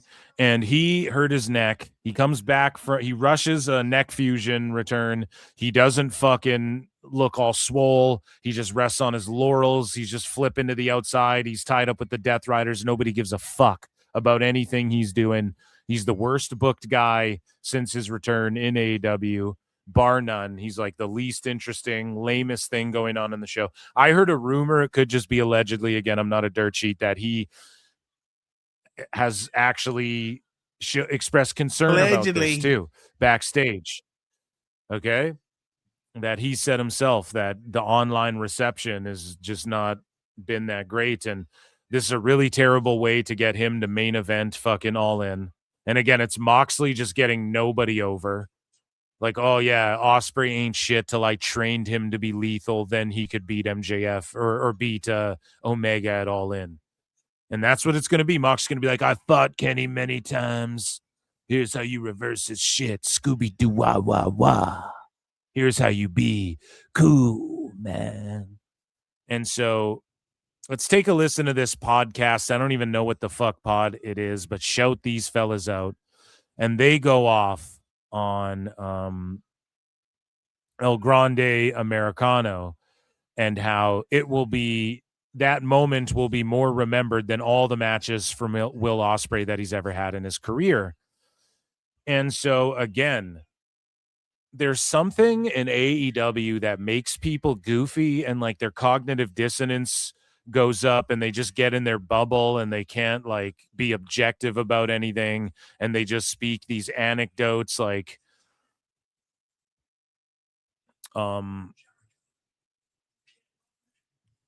I don't know. It's like so Ospreay responds. Let's listen to this clip first. Sorry, Ciampa's talking. Let's listen to this clip, and then we'll read what Ace Humphreys has to say. And then Ospreay responds to this and is like, bruv, and is just coping about the silliest shit you guys have ever heard. Will Ospreay. And I'm just going to be honest. Like, Ospreay could have, this is why he's beating himself up, is because he took the money from Tone and the long-term deal and the freedom and the availability to go to the UK and fucking work whenever he wants and make his own schedule and do whatever he wants creatively with no checks and balances, right? And instead of betting on himself and maybe taking less money, having to embrace the grind, having to make it in WWE and rise to the occasion, right? he chose like, yeah, let them roll the red carpet out and give me all the money. I'm due all of this stuff for my work outside of AEW. That's what Tony thinks. Whereas in WWE, you know, they want to reward those who've been in their system for a long time as much as they want to surprise people and, you know, have a Cody Rhodes come over from the other company and whatever. But he did put his time in WWE. But, you know, look at how they're building up a Danhausen or a Hobbs. It's not everything all at once, right? You got to kind of earn your keep a little bit. And there's nothing wrong with that, right? There's nothing wrong with that. But, and here's the thing too, people say like, well, in sports, if you like sign Austin Matthews to your team, you'd put him on the starting line. Yeah, but here's the thing, like that's real sports. So WWE is not entirely a real sport. There's a level of like, you know, you're new on this show. I know you're popular, but you're going to start at series regular numbers until next season, and then you can renegotiate type shit, right? Like, however, whatever. You guys get the point I'm making. Let's listen to these guys here from Wrestling Republic. Shout them out. Will Ospreay, in my opinion, is the best wrestler in the world. But that match, El Grande Americano versus El Grande Americano, mask versus mask, that match will be remembered in the history books more than any match that in the history books. You mean books, bro. Speak English. No, I'm joking. Bruv. Will Ospreay has ever had. And no, shout out everyone in the fucking UK. You guys know I love doing your accents. Reason being, very poorly, is that was a moment in history. Will Ospreay in. And so basically, while I'm roasting this buddy, I'm not one to talk, dude. I got a fucking Canadian accent there, buddy. All about it, buddy. Can I finish, please? Can I finish? Okay, I'm finished. So basically, this guy's saying El Grande, that mask moment, Gable and El Grande, that will go down in history over all of Will Ospreay's matches. Now, again, I don't know why you got to like drag Will Ospreay into this shit. And this is a 30-second clip. Like, I don't know if they were just having a discussion about like what matters in wrestling and moments and stuff. And it's okay to draw from other companies and go, this is the difference. Like, yo, this mask versus mask is why a guy like Will Ospreay may never be fucking remembered in the annals, right? But Will Ospreay responded to this. Well, Ace Humphrey says, did make me laugh, and it is a big hot take in 26 so far in all of wrestling. El Grande Americano mask will be remembered more than all the matches from Will Ospreay has ever had in his career. And it will. It will. So there's a whole gen of people who weren't around in the 10 years ago era where everyone was sharing Twitter clips of New Japan and fucking Ospreay and Ricochet doing their flip match that everybody fucking loved, which at the time, myself included, I was like, holy fuck, this is crazy. Like, the shit these guys are doing is crazy. Now, can you do it all the time? No. But did they pull that off and it was fucking insane? Yes. Did I like it? Yes. Did Jim Cornette hate it? Yes. Are we both valid in our opinions? Yes. Okay. So Will Ospreay had this to say. Yet 10 years later, bruv, and people still talk about the Ricochet match, bruv. See, they're all stuck 10 years ago. And I've said this so many times. 10 years ago, New Japan was fucking peak. I get it. But I still get tagged in the Ibushi Rana spot, bruv. In the Ibushi Rana spot. So again, chat, I would say we're pretty even-keeled wrestling fans. I know a lot of you weren't like checking out Nuge 10 years ago. Tell me if you guys know any of these. How many of you guys know any of these spots? And how many of you, let's not even do mask versus mask, let's say the beads, the Drew McIntyre beads with CM Punk. Okay? What's more memorable? Let me know in chat right now. Everybody give me an answer. What's more memorable? The beads? The bead spot? Or any of these things that Ospreay's about to fucking lay out here? Him versus Ricochet. What? The Ibushi Rana spot. Now, I think that's the one where the Ibushi Rana spot. He says it like anyone knows what the fuck that is. Whoa. Imagine the level of cope you have to go, the Ibushi Rana spot. So I'm going to type in Will Ospreay. I'm just going to type in Ibushi Rana spot. And he's like, I still get tagged in it. Yeah, guess who else gets tagged in stuff? Heidenreich. He didn't even have to have a Twitter buddy. Okay, so let's look this up. So this is on Reddit, I guess. So let's take a look here. We're going to travel to the sickoest fucking place of all time, and it is called Reddit, ladies and gentlemen, okay? And I will check in with chat. Let me get through this segment. So we head to Reddit, okay? And so this person here, Wheezy, New Japan Wrestling fan. 2 years ago today, we saw one of the most awesome moments ever as Will Ospreay front flipped out of so look at this shit. Oh, this is what he's talking about. Where he front flip lands out of the fucking... Here's the thing, though. Well, let's just play it. This isn't as cool, though. Ricochet did the front flip over the top to the floor, and that just fucking buried any, like, front flip. Okay, yeah, I do remember this spot now. You had to bring it up to me, though. Personally. Now, maybe, like, hardcore Nuge fans. But again, like, Ospreay can't tell the difference between... And here's the thing, like, he can't tell the difference between, like, mass global appeal and then, like, oh, yeah, in Japan, and then, like, hardcore wrestling fans in the States remember that shit, for sure. Like, 10 years ago, for sure, that was a poppin' spot. But here's the thing, like, I get called an e-drone, stupid, bitch, retard in my Twitter every fucking day, right? So just because you get tagged in shit... Am I a dumb coward bitch retard or whatever, like people say underneath my tweets when I post my videos and shit? You know, Ospreay. So it's like, whatever, dude. Like, people are tagging you in that shit from 10 years ago to this day. Is it like one tag a day? We're talking about impact on fucking the pro wrestling landscape. You know, there's moments like Foley off the cell.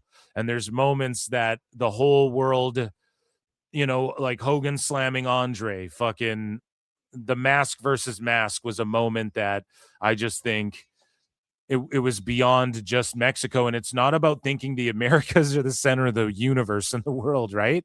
It's about, like, the impact overall on wrestling. Again, this is like the Ricky Dozan fucking Hulk Hogan thing, you know, and maybe people are just split on this, but I think there is a level of objectivity of, did 1.3 million people or whatever the fuck it was after the first 12 hours tune in to that match? And maybe it was more. Maybe someone will felt me and go, well, yes, Phil, in Japan, 63 million people watched this one channel or whatever that it was on. Okay, then I don't know.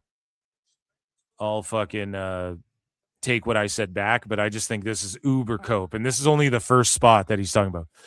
First British person to ever win the IWGP title. Okay, what the fuck does that have to do with the mask versus mask thing? Okay, that's like me going, well, Ludwig is the first German guy to pretend to be a Mexican and He had Cuervo with him the whole time, too. You know what I'm saying? So other people have done that same spot and shit. Had Assassin's Creed, listen to this shit. Had Assassin's Creed rehire Ezio Auditore to narrate me to Wembley. Buddy, I'm sorry. You are a naive, brainless, pathetic, idiotic, clueless, dumbass Mark. Fuck, bud. Oh my God. That's actually crazy. That's crazy. Had Assassin's Creed rehire Ezio to narrate me to Wembley. Oh my God. I like... You just made the list.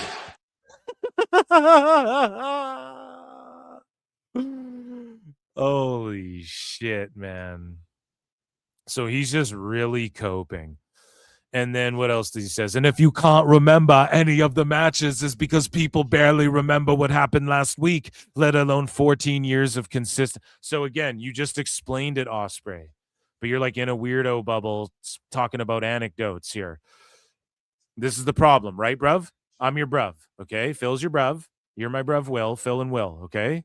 It's a sitcom. Listen, bruv. It's a sitcom about where you say dumb shit and then I correct it, and then I do like the Debbie Downer face at the camp, right? Whenever you make a silly mistake, and we wear costumes and sneak into movie theaters and all sorts of fun things, okay? But listen, here's the first thing that you're getting wrong, buddy.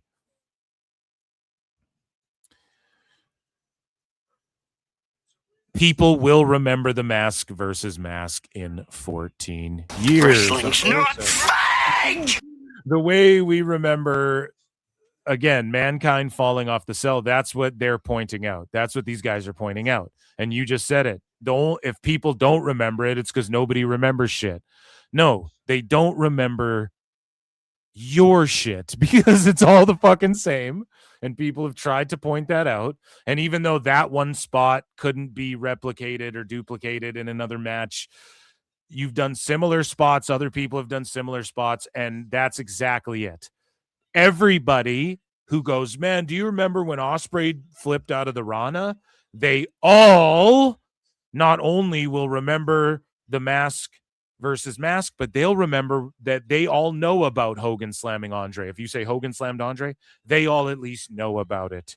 They all know that mankind fell off the fucking cell. Right? I keep going to these examples. I'm sure there's more. Many more.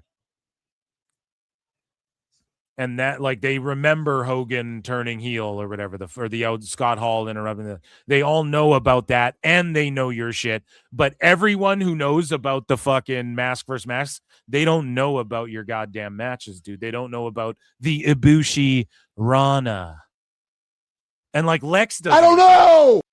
You know what I mean? So he says 14 years of consistently being on top of my field without ever being promoted by anything from the Fed. Look, he even says the Fed. Oh my God, bro. I've never been promoted anything by the Fed. Yeah, and the only reason you make the money you're making from Tone is because he's just an uber sicko mark. It's not because you did shit outside of the Fed. And it is, well, no, okay. Let me take that back. He did do shit outside of the Fed. That's like, okay, outside of the Fed, you got to keep your eyes on this. The Fed might want to hire this guy. He has the potential. Sky's the limit. He has the potential to be the top guy in the Fed, possibly one day. Maybe. You never know. You never know. All I'm saying is this.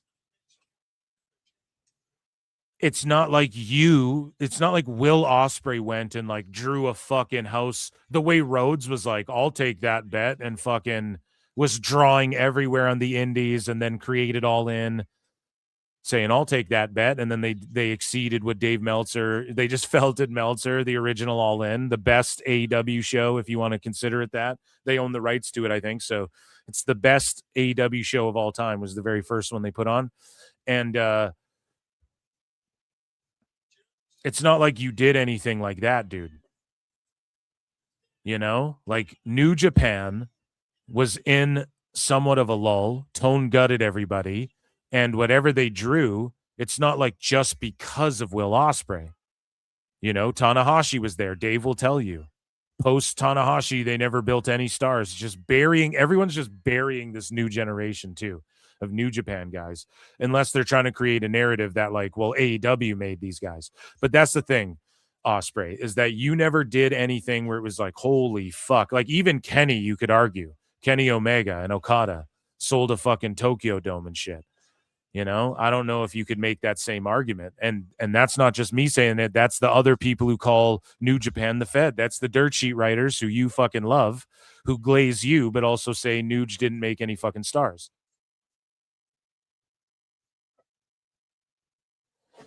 So I think there's just a lot of cope going on here. But Ospreay says mask versus mask was fucking awesome. Won't take anything away from it, but I'm in my own lane, never trying to compete with anyone but myself. Maybe that's a problem. And then he says, but continue the conversation. I'll keep myself busy making towns.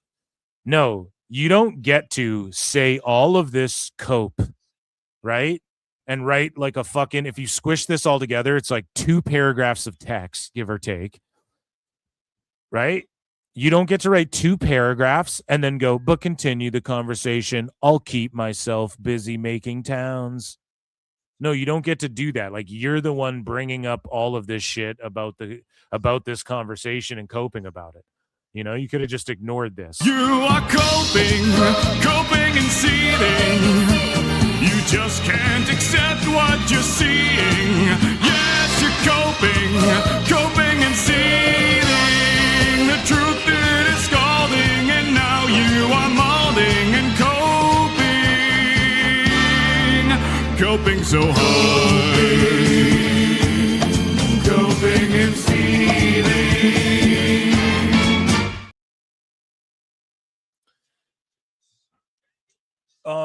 Thank you for being so patient, guys. We are 4 super chats away from the goal. If we nail it, we will also I'll throw in a sicko segment, actually a wacko segment tonight that I have planned out. And it's more focusing on WWE fans, actually. If we get to it tonight, we're almost there. And thank you for being patient. I had to get through that bit. I appreciate it. I'm back for 5. Says, have you seen Wrestling Revolution for PS5? Yes. Dude, thank you for bringing this up, because I didn't even bookmark it at all, because I was like, is that what, like, do I bookmark this? Is this a sicko wacko thing? Let me see. Let me just pull it up right now. We'll just do like a little side segment here. We got a couple more things here in AEW news. So for those of you unaware, I can't even find the picture. If someone maybe tags me on it on X, but for those of you unaware, there's a game from a guy called M. Dickey. Now, M. Dickey made Wrestling Revolution 2D, I think maybe 3D, Wrestling Empire. It's one of the best wrestling games, bar none, and you can literally download it. It got ported to like Switch, I'm pretty sure. Nintendo picked up on it and made it for their console or whatever. But guys, you can play it on mobile and like on your iPhone, and it works so goddamn good, and it even works offline as well. So let's say you're trying to save data, but you're like fucking traveling or something, and you want to play a game, and or you're out of Wi-Fi or whatever the fuck, you run out of data. You can always throw this on and stay entertained, and it's fully customizable. And M. Dickey created this game called Wrestling Revolution. I'm sure you guys are familiar with it.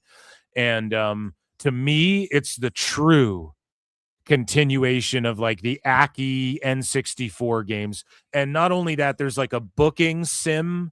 Not even a booking sim, like you can play the matches, but there's like a booker mode that's better than any other booker mode. Like WWE 2K should hire this guy to oversee how you do a fucking universe mixed with booker mode. And like you battle for who has the better shows and ticket sales in different countries and all, and different regions and stuff. It's so fucking fun. It is the best, one of the best goddamn wrestling games out there. Shout out M. Dickey, okay? Who's shown PWT love before, by the way, and behind the scenes was like, I don't really do shows, but if I do them again, I will do PWT. He told that to me it was a while ago, but shout out M. Dickey, okay?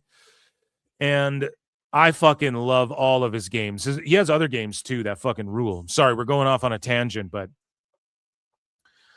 so he has this game called Wrestling Revolution, right? And Wrestling Empire, whatever. And what happened was somebody, and hopefully somebody tags me at Pro Wrestle Times. If you have the image, I'm back, tag me on X, or I'll try and find it. But somebody, and again, this is another thing sort of plaguing PlayStation right now. PlayStation in the mud. Xbox for life, Chico. Like I told you, motherfuckers, Xbox is the shit.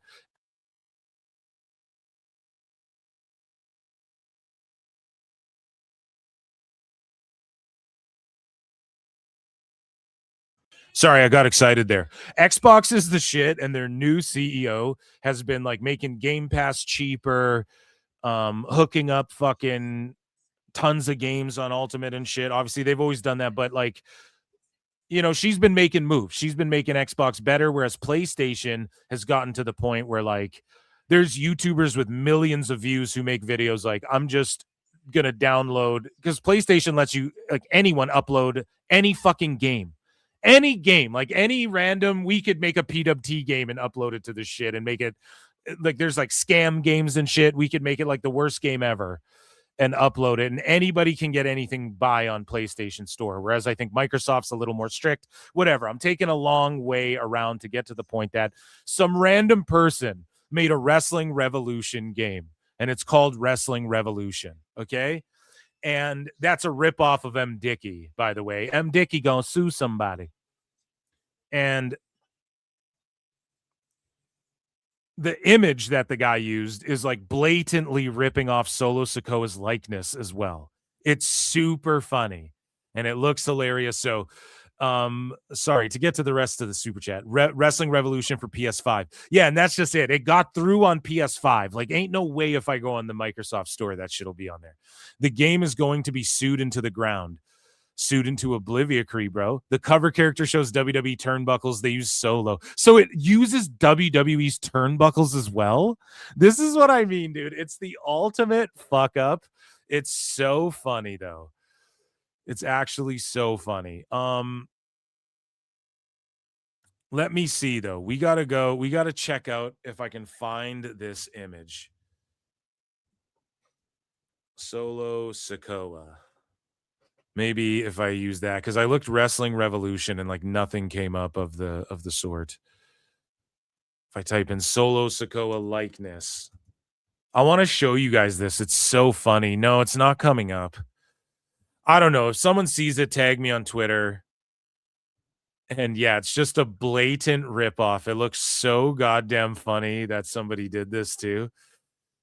But it's just one of those games, like anybody can upload it to PlayStation. I don't know. Everybody's mad about the new God of War. Everybody's mad at a lot of the stuff PlayStation's done with some of their like main, like, I guess, what do you want to call it?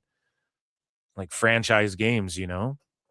Search Wrestling Revolution PS5. Oh, yeah, you're right. Hey, that's the way to do it as well. I could just look it up because it'll be like on the, I bet you it's on Steam and shit too. You can find fucking anything.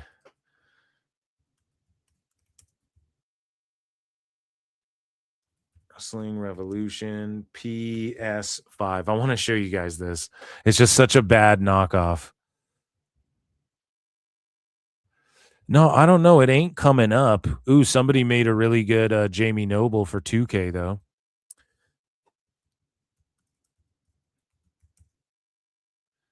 Oh my God, it's coming up in Google searches, dude. Like immediately. So a lot of people must be looking this up. Yeah, so here, let's go on to fucking PlayStation here. So this is a detour. This is just us making fun of a video game here for a second because that lovely super chat. Let's get 4 more super chats in and let's do a sicko segment tonight. So here. Let's share this screen. So yeah, Solo, just knock off. Just even faker bloodline. Like they just straight ripped the fucking tribal chief stuff. Oh my God. Maverick.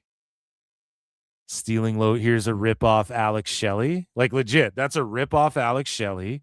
They have rip-off La Parka. They have Dexter Loomis here with pink hair.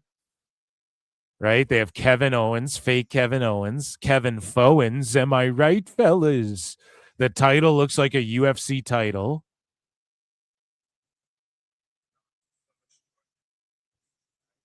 This looks lame as shit. It's in a boxing ring, too. So what the fuck is that? Talk about an epic fail, man. That's so funny. Shout out PlayStation, though, for allowing that junk. You fucked up! You fucked up! You fucked up! Okay. So thank you, for that, bringing that up. That's funny.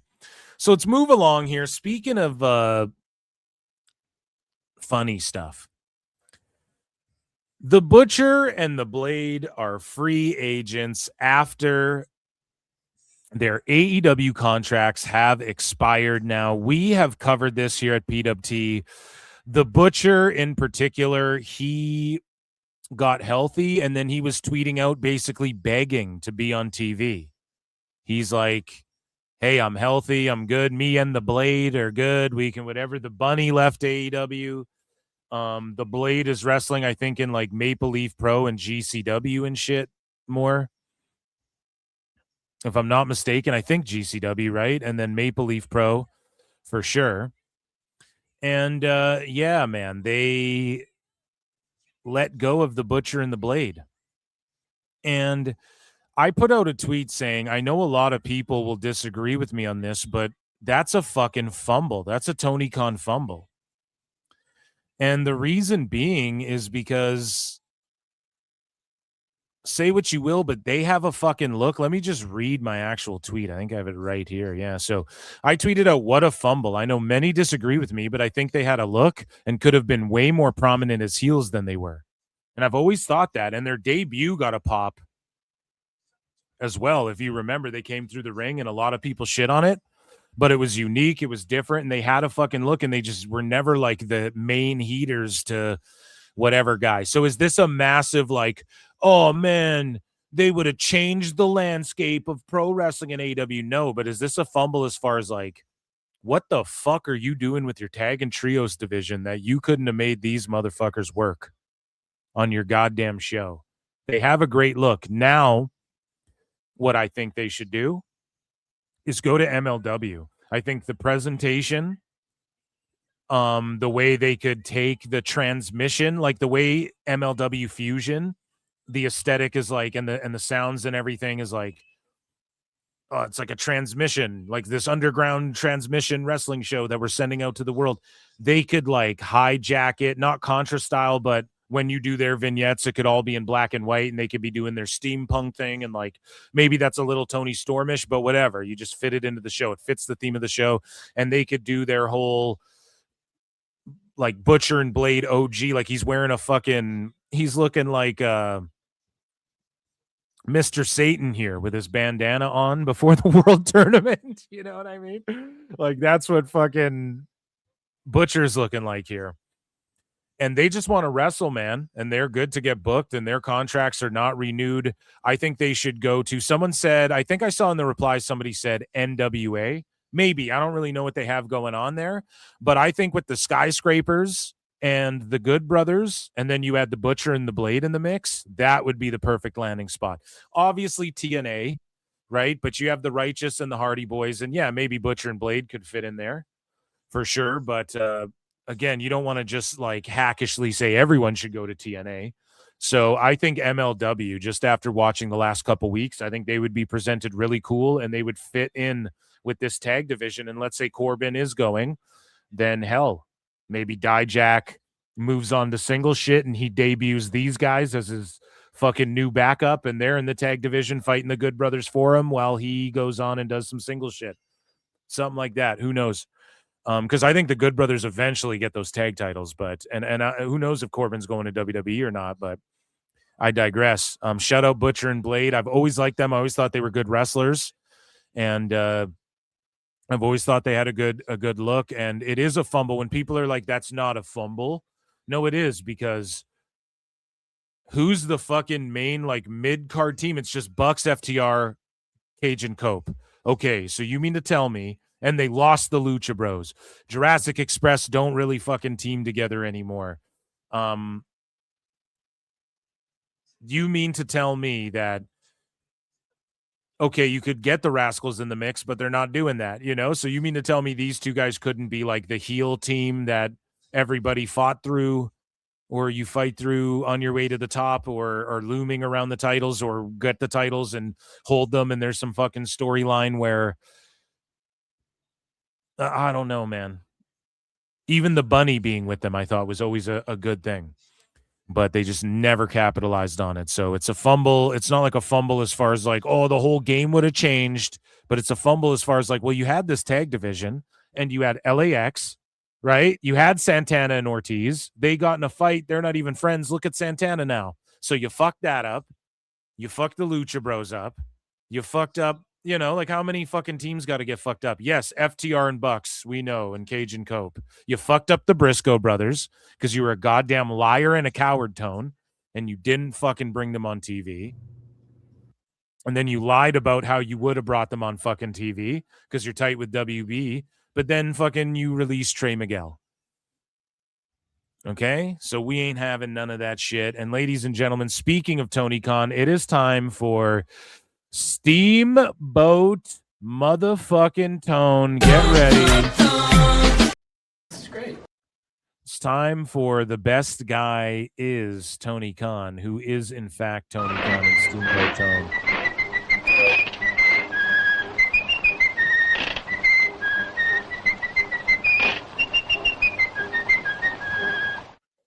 So Tone hasn't been going live recently in the last little while here, but he's back, and this time he's in the small gymnasium setting up for the science fair this week. And here is Tone. He's got a nice haircut. Okay, he's been shaped up a little bit, and he's happy. He looks, I don't know, he looks like he's stoned. He looks like he just smoked a fatty or something. But here we go. He's back, and he's so excited. He just can't hide it. And he dropped a 7-minute and 43-second fucking live to 11.2K views. And this was before I came on the air for Collision to hype up this Collision. A fucking 8-minute long video, essentially. So let's get into this. Shout out Steamboat Tone. And again, he's setting up for the science fair. He may even actually reveal something behind him. He likes showing things off. And let's get into this here. It's great to see you. I hope that you're... It's great to see you. Really? Because it doesn't sound like you're that excited or enthused to see us, Tone. Having a wonderful Saturday night. We're about to go live from coast to coast a few hours from now on Saturday Night Collision. We're coming off an amazing Wednesday night Dynamite. We just had a fantastic show on Wednesday. And I also thought we had a great Collision last Saturday, coast to coast, just like last week. I'm excited for tonight's show. We've had a bit of a crazy travel day. Some of my favorite wrestlers are unfortunately... We had a crazy travel day. Some of our favorite wrestlers are actually unable to travel here. No, Tone, you booked the card last minute. You called Dave on your way out the hotel, and you fucking are only booking who's in town because that's what you always do. And then it results in this shit where people go, there are stories. It is good booking. It's impossible. It's impossible.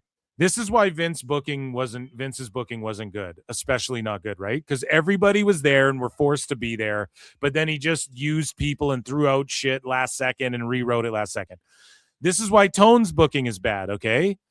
He does it all last second, and he doesn't even know because of that, him doing it last second, which is something he could easily fix if he had an ounce of creativity or knew what the fuck he was doing or had competent people around him.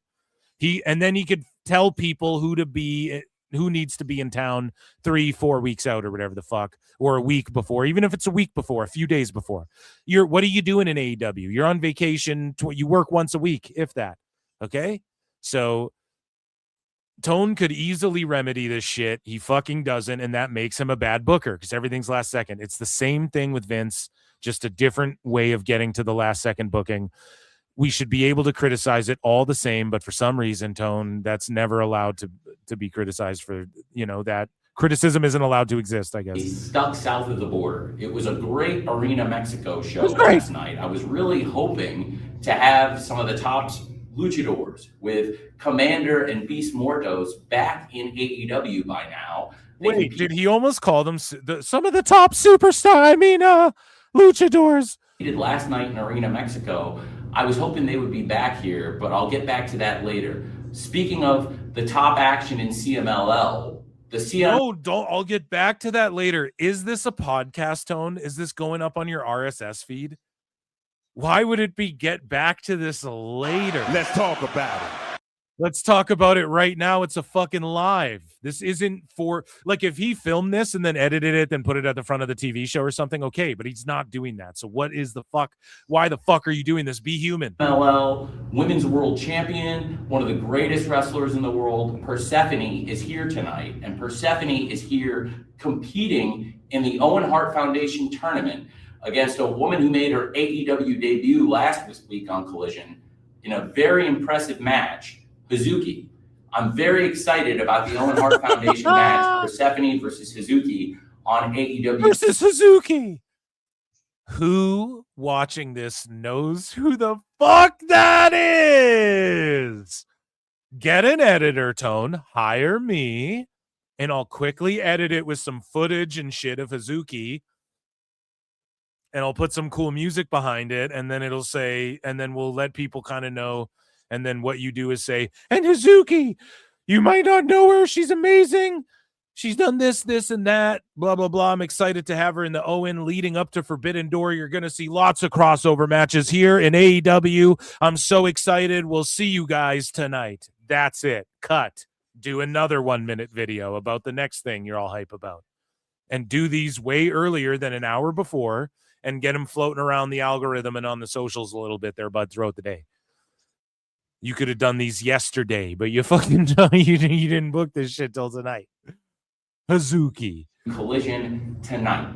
It's going to be an awesome Owen Hart Foundation match, and we're really excited to have two of the top Hazuki Machu Picchu. Hazuki just reminds me of, and the little chant I'm doing, have you guys seen Scooby-Doo, the live action movie, the first one? And it's like all the people are possessed. And then they're like underground and they're all like Hazuki, Machu Picchu, Hazuki, and they're doing that chant, right? That's what that reminds me of. Sorry. Competing. Of course, I mentioned it was a great Wednesday Night Dynamite. We saw the return of Mercedes Moné as the wild card. Great to have Mercedes back in AEW.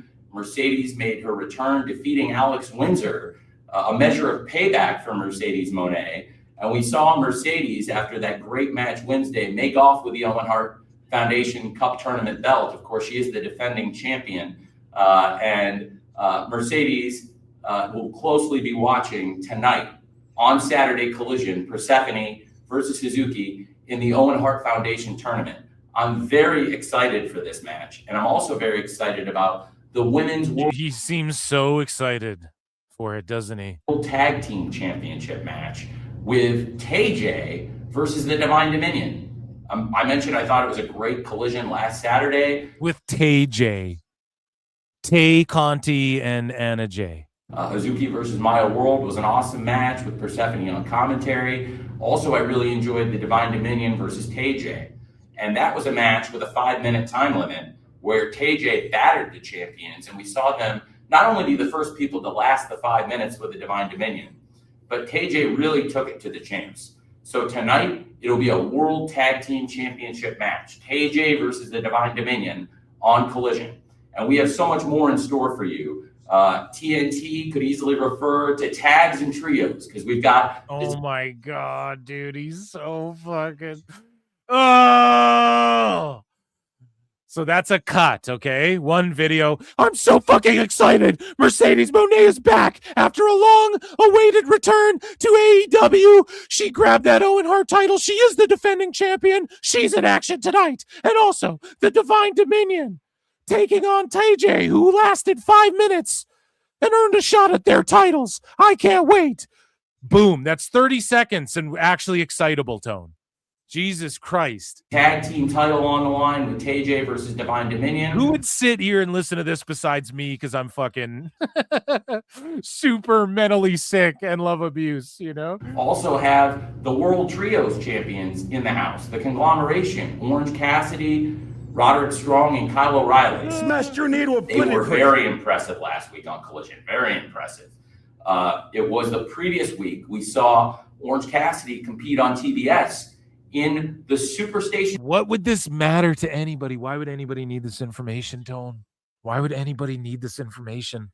Why would anybody need to know that on TBS they fought last week?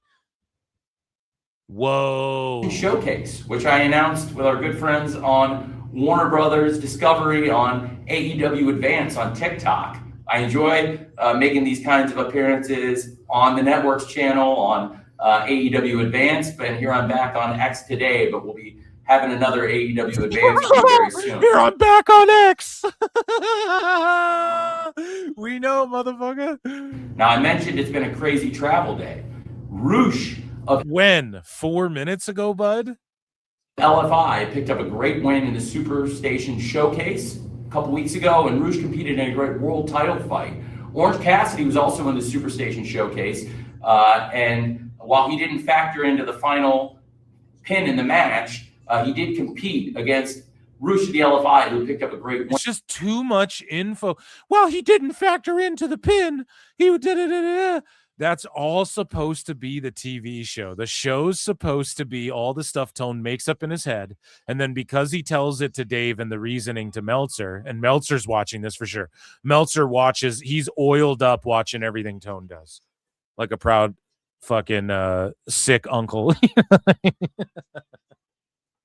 Like a proud fucking weirdo that was message boarding with this kid since he was fucking 13, and it's some weird fucking shit that I don't even want to think about. But you know, Dave just fucking loves. He's EFAPing this video too, but in a whole different way. His EFAP means a whole different thing than what every frame of pause, which what we're doing, right? And so, you know, Dave knows this shit, so he's like, oh yeah, the storylines are great and shit. And like, I'm sure 11K sickos are listening to this, but this is supposed to be like stuff that the wrestlers are conveying on the show, right? The wrestlers are like, yeah, well, you got pinned, I didn't. So tonight I'm fucking asking for my match. And then some authority person can be like, okay, this is what we're doing on the show. And people can go, well, that doesn't make some blah, blah, blah. But we all know that's what's happening. So Tone likes to pretend this is television. He sits there, he stands in the small gymnasium or a bathroom or a locker room, and he fucking pretends that this is television, the way he looks at the camera and he's talking. Like, if he actually talks to people like this, what a condescending, unaware fucking guy. Like, this would get so annoying. So, you know, in real life, he doesn't really just talk to people like this. And he's like talking as if this is part of the shows. And he wants to take the credit for making these matches and being like, they're all so great. And because of this, I did this. So that is part of it. And that is part of the lore in Tony's mind. Okay? You have to accept this if you're a fan of AEW. This is part of the lore in kayfabe. Like, this is obviously kayfabe here, right? It's not a shoot. So why don't we just have somebody represent Tone on camera, like the Big Show or even Mick Foley, whoever you want to use, just the commissioner, the GM, and you don't have to book it. It's like WWE. Well, don't book it the same way. You know, you don't have to have them come out and do anything, but fucking they can just walk out and announce the match. We're going to make this match. And they can come out wearing a headset too. I'm sitting in Gorilla and I'm sitting next to Tone and he told me to come out here and we're making that match. And then you just go back to Gorilla. Just book it that way. It doesn't have to be like we all know in kayfabe or whatever and in real life who's making the matches and what's going on. So it should be like the wrestlers explaining what Tone's explaining here. And then because of that, he always comes into these videos and goes, oh, there's people walking around the room and they're all storming into my office going, I want a match. So I'm making a match. Well, that should be on the show. And with a conglomeration, Tone doesn't get that. Every backstage segment is just either someone cutting a promo or someone gets attacked or is getting beat down. It's like a promo or a beatdown. There's never like, okay, because of this. Hey, I need to see this guy because if I don't see him, I can't get protection and I don't want to face this guy later tonight. Hey, if I fucking, I knock on Tony's office, I have a meeting with him and then turns out the commissioner fucking is listening in on the convo when he shouldn't be. And then that leads to him making a fucking match and Tone getting confused by whatever, right? Like you got to have things happening and shit. It's not just like guy gets beat. This guy's fucking dragging a guy behind a truck in a coffin. This guy crashes a car and then they do a flip and they crawl out. This guy gets kicked downstairs, or this guy's getting that's all it is. It's always just like someone gets a bag put over their head, and then Moxley cuts a promo, or Willow cuts a promo, or fucking. And yes, it's obviously got to largely be a lot of that. But you also need other things than that, and that's why people go, nothing's happening. There's no stories. It's because we're looping. It's repetitive, and there's nothing of substance. There's no beats. It's just the same 4 things. Cassidy resulting in the same 4 matches, trios and fucking 8 women tags and fucking a tournament and the casino battle royal. Like Kyle O'Reilly and Roderick Strong being such great fighting champions, they said they'll take on anybody. And I think the LFI have got a great case.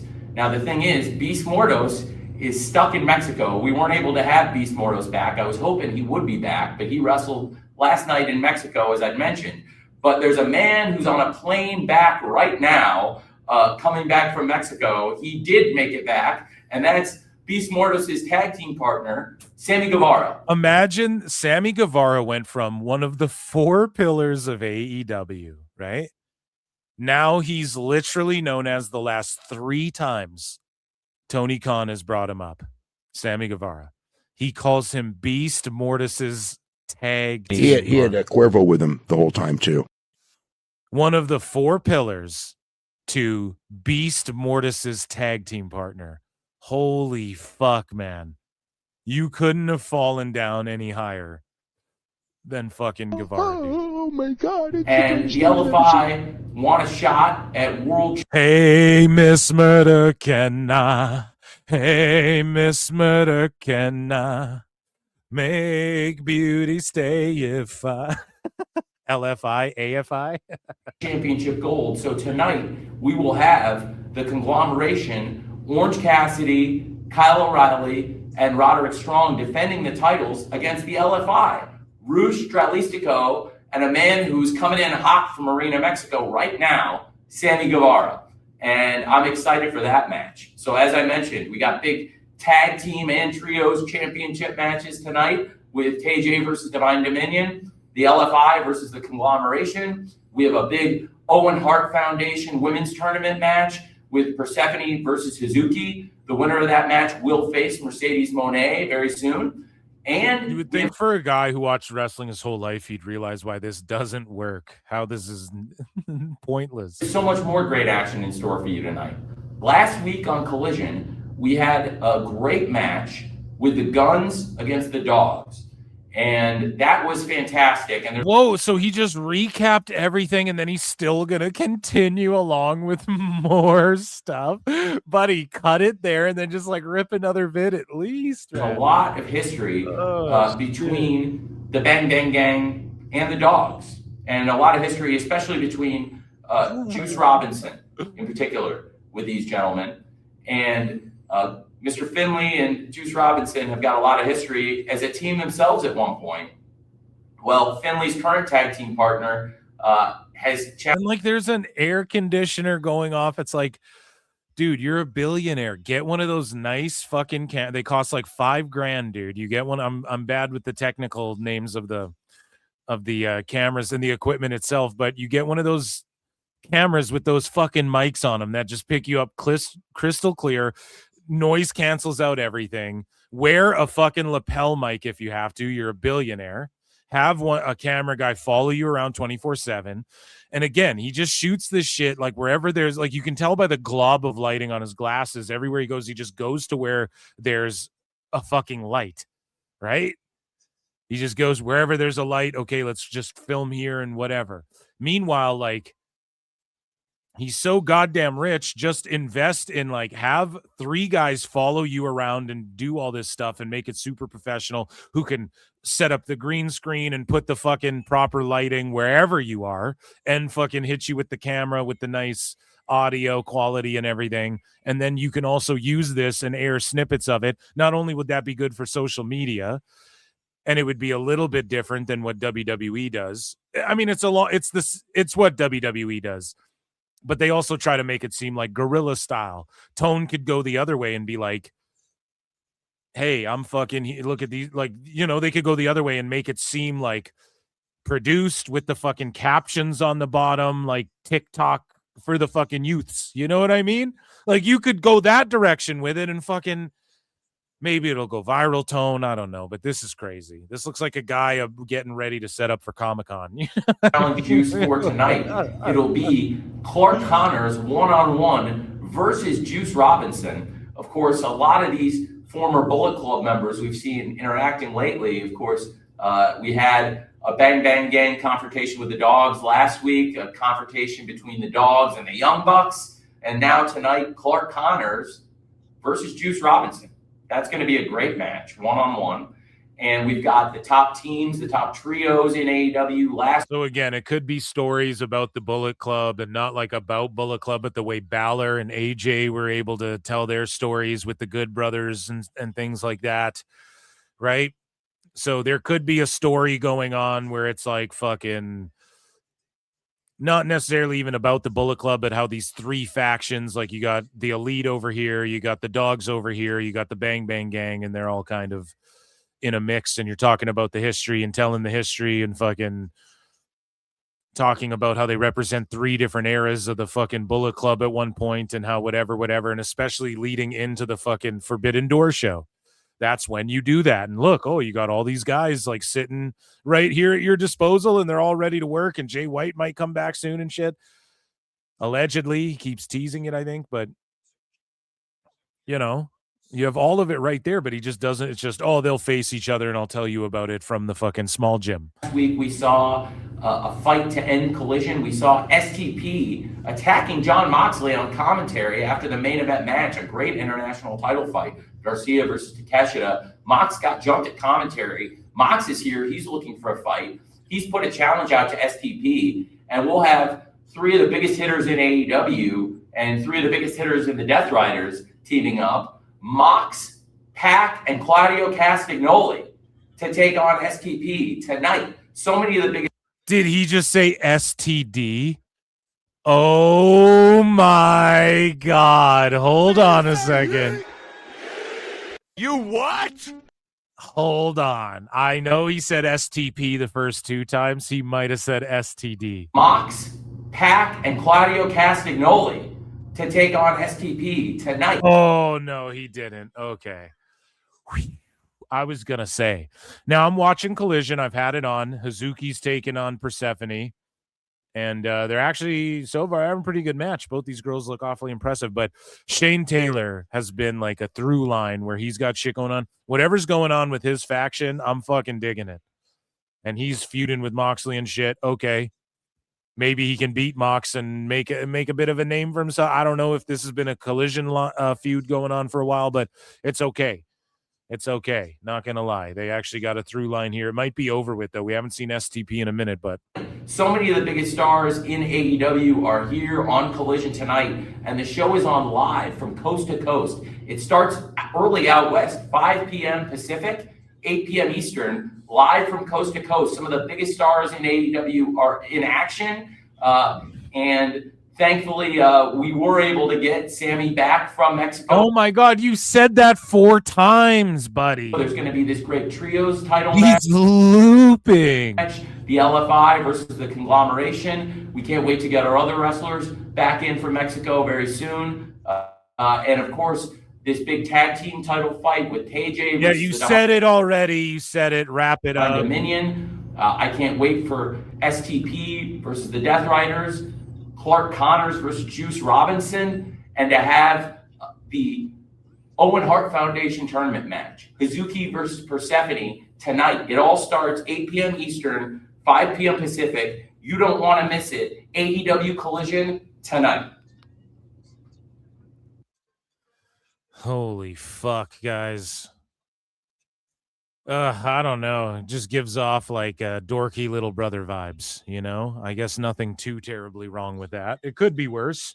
You could give off like John Laurinaitis vibes, which is no good. Be gone. But that, ladies and gentlemen, was the best guy is Tony Khan. The best guy is Tony Khan. And that, ladies and gentlemen, was AEW News.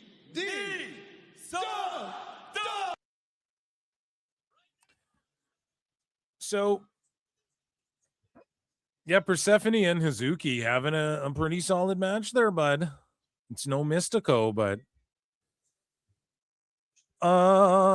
guys, make sure you hit like, make sure you hit subscribe, make sure you hit heart and retweet, and we're 4 super chats away. If you guys want a sicko/wacko segment, primarily a wacko segment tonight, we can do that. Let's hit the goal. Let's break the goal. God damn, that was funny. That made me smile. Bigger than Tone on a Collision day. So we are going to get into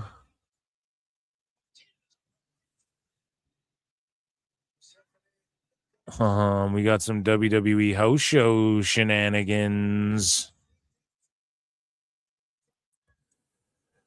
So here should I bookmark this? Might as well. We're gonna do some WWE news.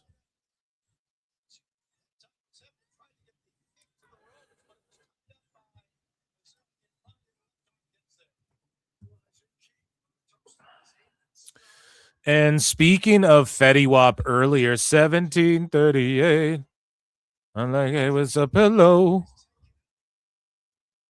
He smashed some light tubes on Tony Deppen with Nick Gage.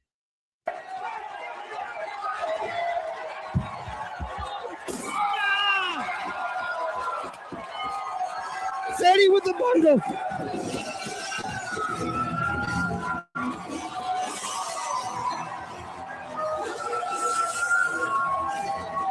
I'll tell you what, if you put a selection of leaves into a hat and shook it up, I couldn't have put together the scene that just unfolded here. Damn, that's pretty cool. Looks like a fun time. It'll be nothing but a good time. Okay, so let's get into here. I'm going to pull up some Worldwide Wrestling Federation news here.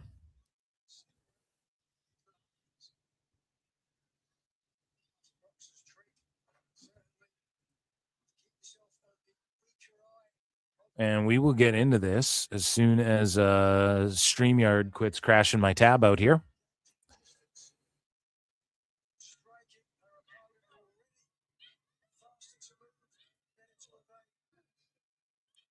Okay, yeah, let's head over here. So, ladies and gentlemen, let's get into this next segment, and it is called Where the Fuck Is My Sound? Where the Fuck Is My Sound? There's just a couple of my sounds out of place here, too, on this board. Well, actually, a bunch of them on this one, but I started organizing it, but the Meltzer one's all way better. Thursday's show ran without a hitch. It's business meeting time. Behind the curtain time here at PWT. Ladies and gentlemen, it is time for Worldwide Wrestling Federation.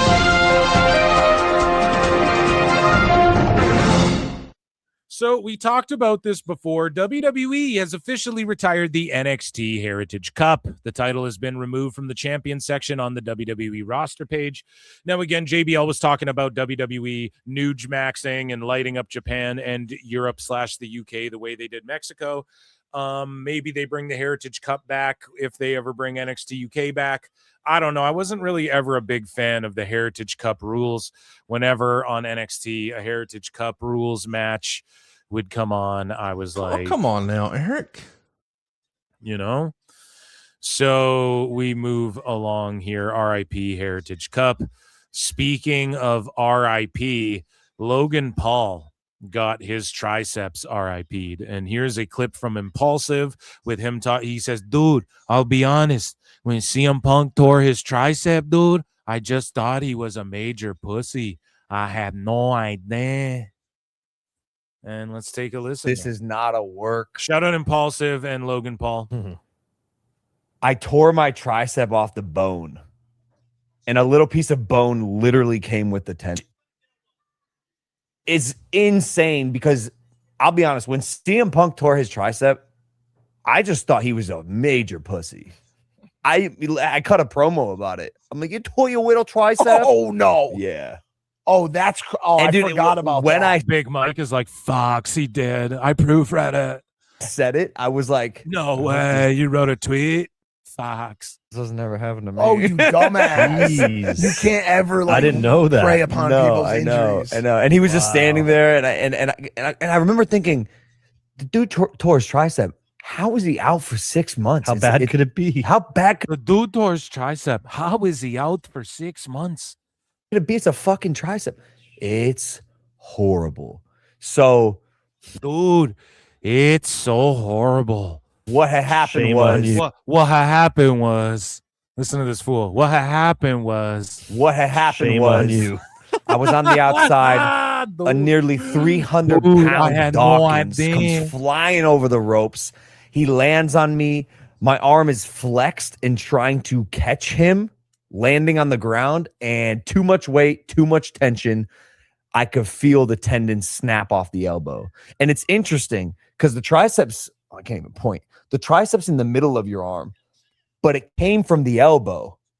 It came from the bottom of the tricep. Yeah, it detaches. It's attached here and in the shoulder. And I've been injured so many times. I knew immediately. And you can hear, listen closely to when it happens. You can hear me. I'm not selling like a wrestler. That's real pain. Aww. I'm like, because I knew in that moment I'm fucked. So there you go, dude. There you go. Speaking of injured wrestlers doing the damn thing, Big E. I'm fucking stupid. Big E announced on IG that he will be giving a TEDx talk on August 12th in Davenport. Now, shout out Big E for doing a TEDx talk, but I don't think these have ever been taken seriously or been thought of the same since like Sam Hyde went and fucking pretended to be like an archaeologist or some shit at a TEDx talk. But shout out Big E, dude.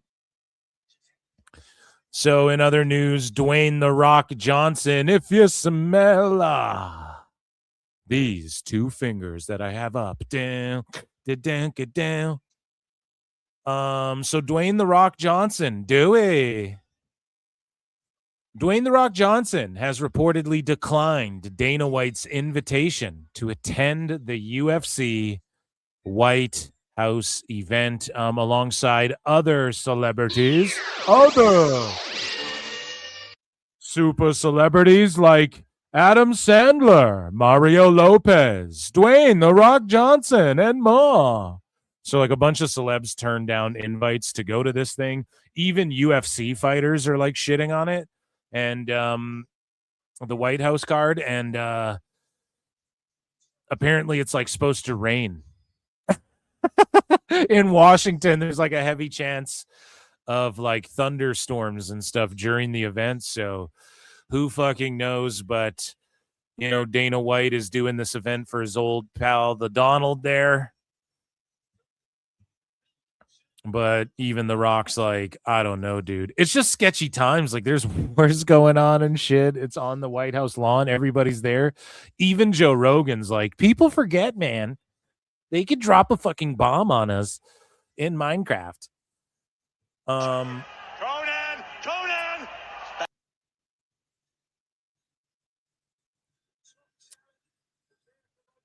So we move along here.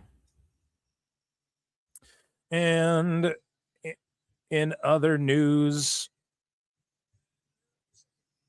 WWE and Juventus announce a partnership. So I don't know what the fuck that is. Let's take a look at Cultaholic. We've collapsed. Dumb.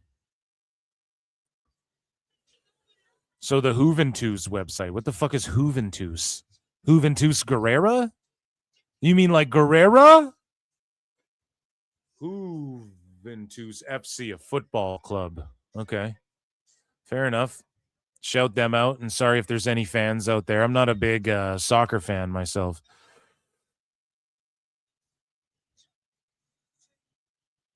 So Joe Hendry, you say his name and he appears. He believes in Sam Hickey. So on Sky Sports, your boy Joe Hendry was there on Paramount Plus for Riyadh season, where I'm sure Tony Khan will be joining him soon. I'm sure AEW will be right there alongside Paramount, Riyadh season, Zuffa Boxing, WWE, UFC, the Ellisons, Ari Emanuel, and the Donald Trump guys. I'm sure Tone will be right up in there alongside them with AEW, appearing right here to get interviewed after. But yeah, Joe Hendry was on Sky Sports. Before I came to WWE, I represented Scotland at the Commonwealth Games. And I believe that you were very successful at the Commonwealth Games as well. Exactly. He won the gold. Now, I mean, we don't need to talk about how I did at the Commonwealth Games, right? You represented your country at the Commonwealth Games. That's it. Let's go with that. But so I've had a taste of what that schedule is like. And again, you know, WWE is very intense as well in a different way. So I've been able to sample both and look, these are really difficult pursuits in sports. And it's all about getting ourselves to the absolute best condition that we can be to give the best performance for the fans. How do you feel about it, Sam? Yeah, for sure. You know, for me, seeing Joe here, it's great because I grew up obviously watching wrestling. So yeah, it's brilliant seeing a Scottish wrestler doing his thing. And I never knew about the Commonwealth Games background. So yeah, that's unbelievable. So yeah, we both always have a mutual respect towards what we do. And I'm glad he's here, and hopefully I put on a good performance and he's impressed. Before I came to WWE. So there you have it. I couldn't make out one goddamn word they were saying. I'm joking. But as we move along here, some of the WWE superstars are having fun. Well, actually, tonight, Noche de los Grandes tonight, week 2, which I believe goes down right now. Rey Mysterio has a major announcement to make. And in other WWE roster news right here, you see here's Braun Breaker and Liv Morgan at the house show tonight, I believe. Talking shit to each other over Daddy Dom.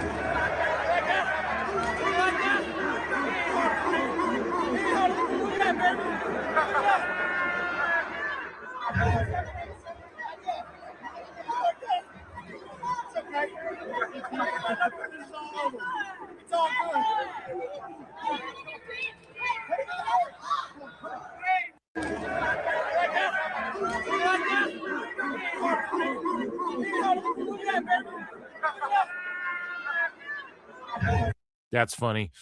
So we move along here. I think, is there any other AAA news? There may be. Yes, there is. So Chavo Guerrero details what his role in AAA was after WWE acquired the promotion. And he said that I signed as an independent contractor. I guess everybody's independent contractor type thing there. But I signed on as an independent contractor producer. When WWE first started their AAA show, they brought me on to help get that going. And I did. And I worked probably the first 4 or 5 shows-ish. And then was off a month and kind of came back. Right now, they're rolling on that. So they got that going. I'm around if they need me. Just give me a call. So to me, it's just a perfect fit. I mean, Lucha Libre and WWE, AAA and WWE, there's not a lot of people that know both like me, but I do, which is so true. You're trying to get these guys that are in AAA to kind of conform to the WWE way of doing things, and not that it's better, it's just different. Some adapt, some don't. So that's my expertise really is. I get these guys to kind of show them how it's done here in the States and how to play the camera instead of just playing to the crowd. And so shout out Chavo. Again, I think Conan's kind of doing something similar. And I mean, he's still getting paid. So he's like, it's perfect. If they need me, they can call. They know where to call. And yeah, man, AAA is rolling on. And it's rolling on so much so that even one David F. Meltzer. Where the fuck is my here? I want to put AAA on myself as we talk about it.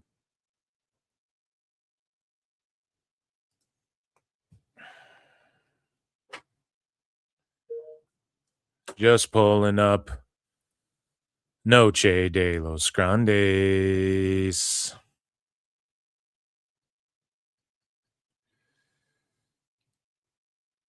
Let's talk about it.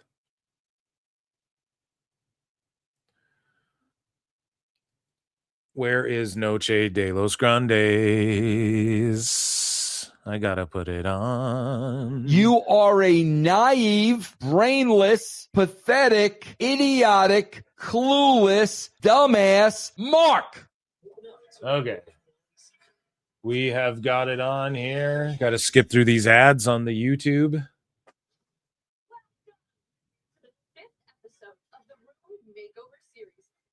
Okay.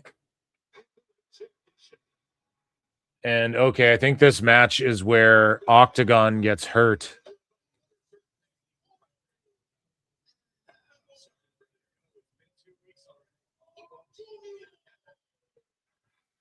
Or is that Octagon? Yeah, it is, man. This might be where he lands on his fucking head. Or maybe he's all good from that instance. And yeah, damn, it's going to be fucked if they choose to air it and show the, So let's move along. Let's do some more WWE news here. So AAA, speaking of AAA, it's been so good lately that even one David F. Meltzer rated El Grande Americano versus the original El Grande Americano, Mask versus Mask, and Noche de los Grandes week 1. He gave it 5.75.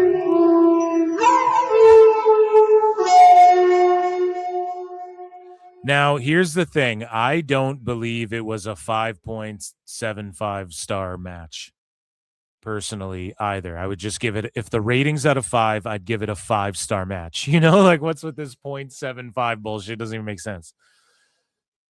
Because if you go up to 7 and 8, then that means all the 2s and shit are loaded, are voted lower, and all the ones, when you're like Kurt Angle got 4, okay, but you extended the meter by 4, so so what does that mean? It was just a half good match, one that you thought you were rating, you try to argue is like one of the best matches ever, is what a 4 should be. Like 4 is still one of the best matches ever, you know?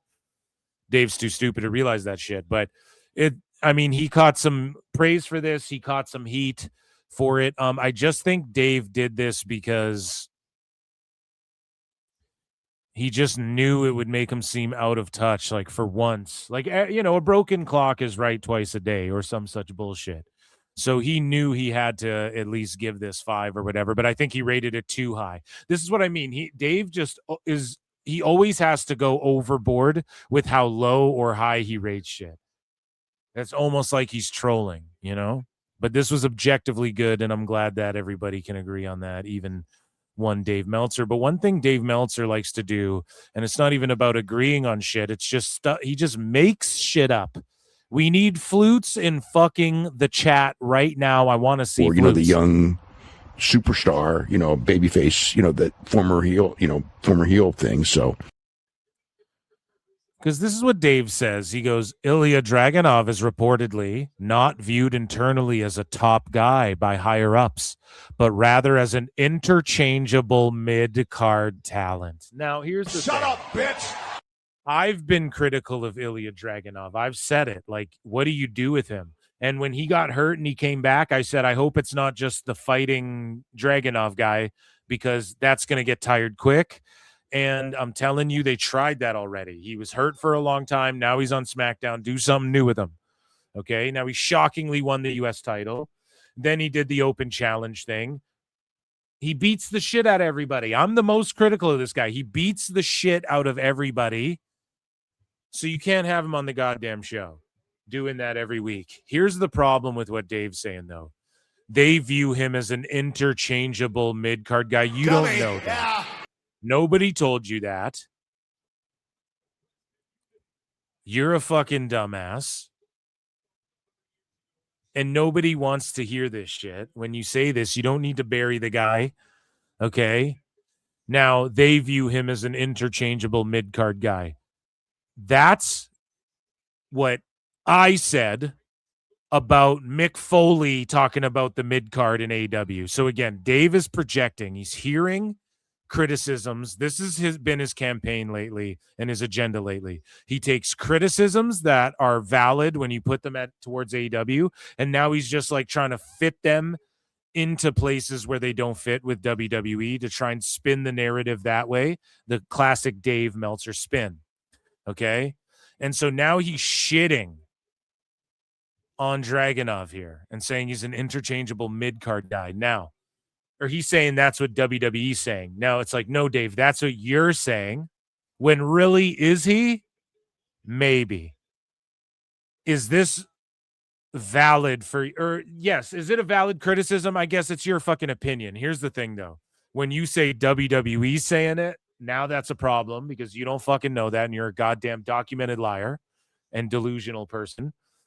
But also, if I were to, when people say, or if I were to say Kyle Fletcher's an interchangeable mid-card guy, so is Mike Bailey, so is Kevin Knight. Oh, how dare you say that's not, oh, that's foolish. You didn't study and learn if you think that Kevin Knight is an interchangeable mid-card guy. That's what he would say. Or about Fletcher.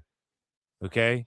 Now, does Dragunov need to come up with something new and like really figure out how to wrestle where he's not just like fist fighting the top guys? Yes. You know, it is what it is. I don't know what to tell you, but Dave is just a dumb fuck and just making shit up and sounding stupid and burying fucking wrestlers when he doesn't have to do it. So we move along, okay? And one thing that everybody, I think, can also agree on is that SmackDown hasn't been the best wrestling show as of late, just overall, right? If you're going to compare it to AAA, if you're going to compare it to Raw, if you're going to compare it to NXT, I think maybe NXT and SmackDown are in the run for like not the best if you rank them all up. Even compared to some TNA shows, even compared to maybe if you're watching MLW, I don't know. But right now it's the rise of like the MLWs and the AAAs and shit like that right now. So I think SmackDown's in a bit of a lull. And it's not that it's all dog shit, you know? And it's not like people are having bad matches, but there's just something missing, something that needs to click. And one thing that I think is getting tiresome on SmackDown is Cody Rhodes' constant looping in his storylines. Like he's just fucking looping over and over and over.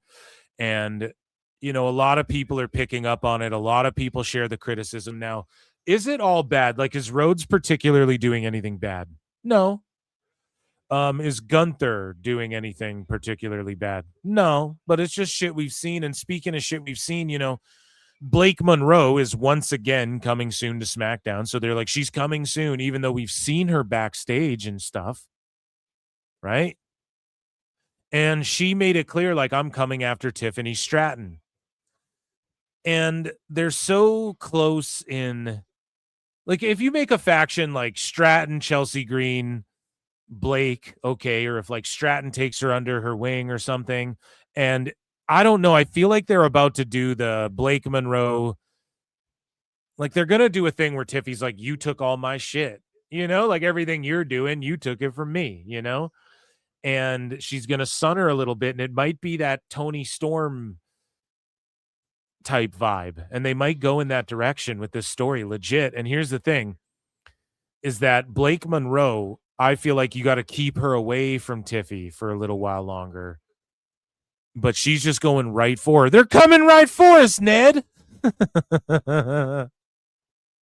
So I just feel like we've been there, done this, and they're just teasing her fucking return.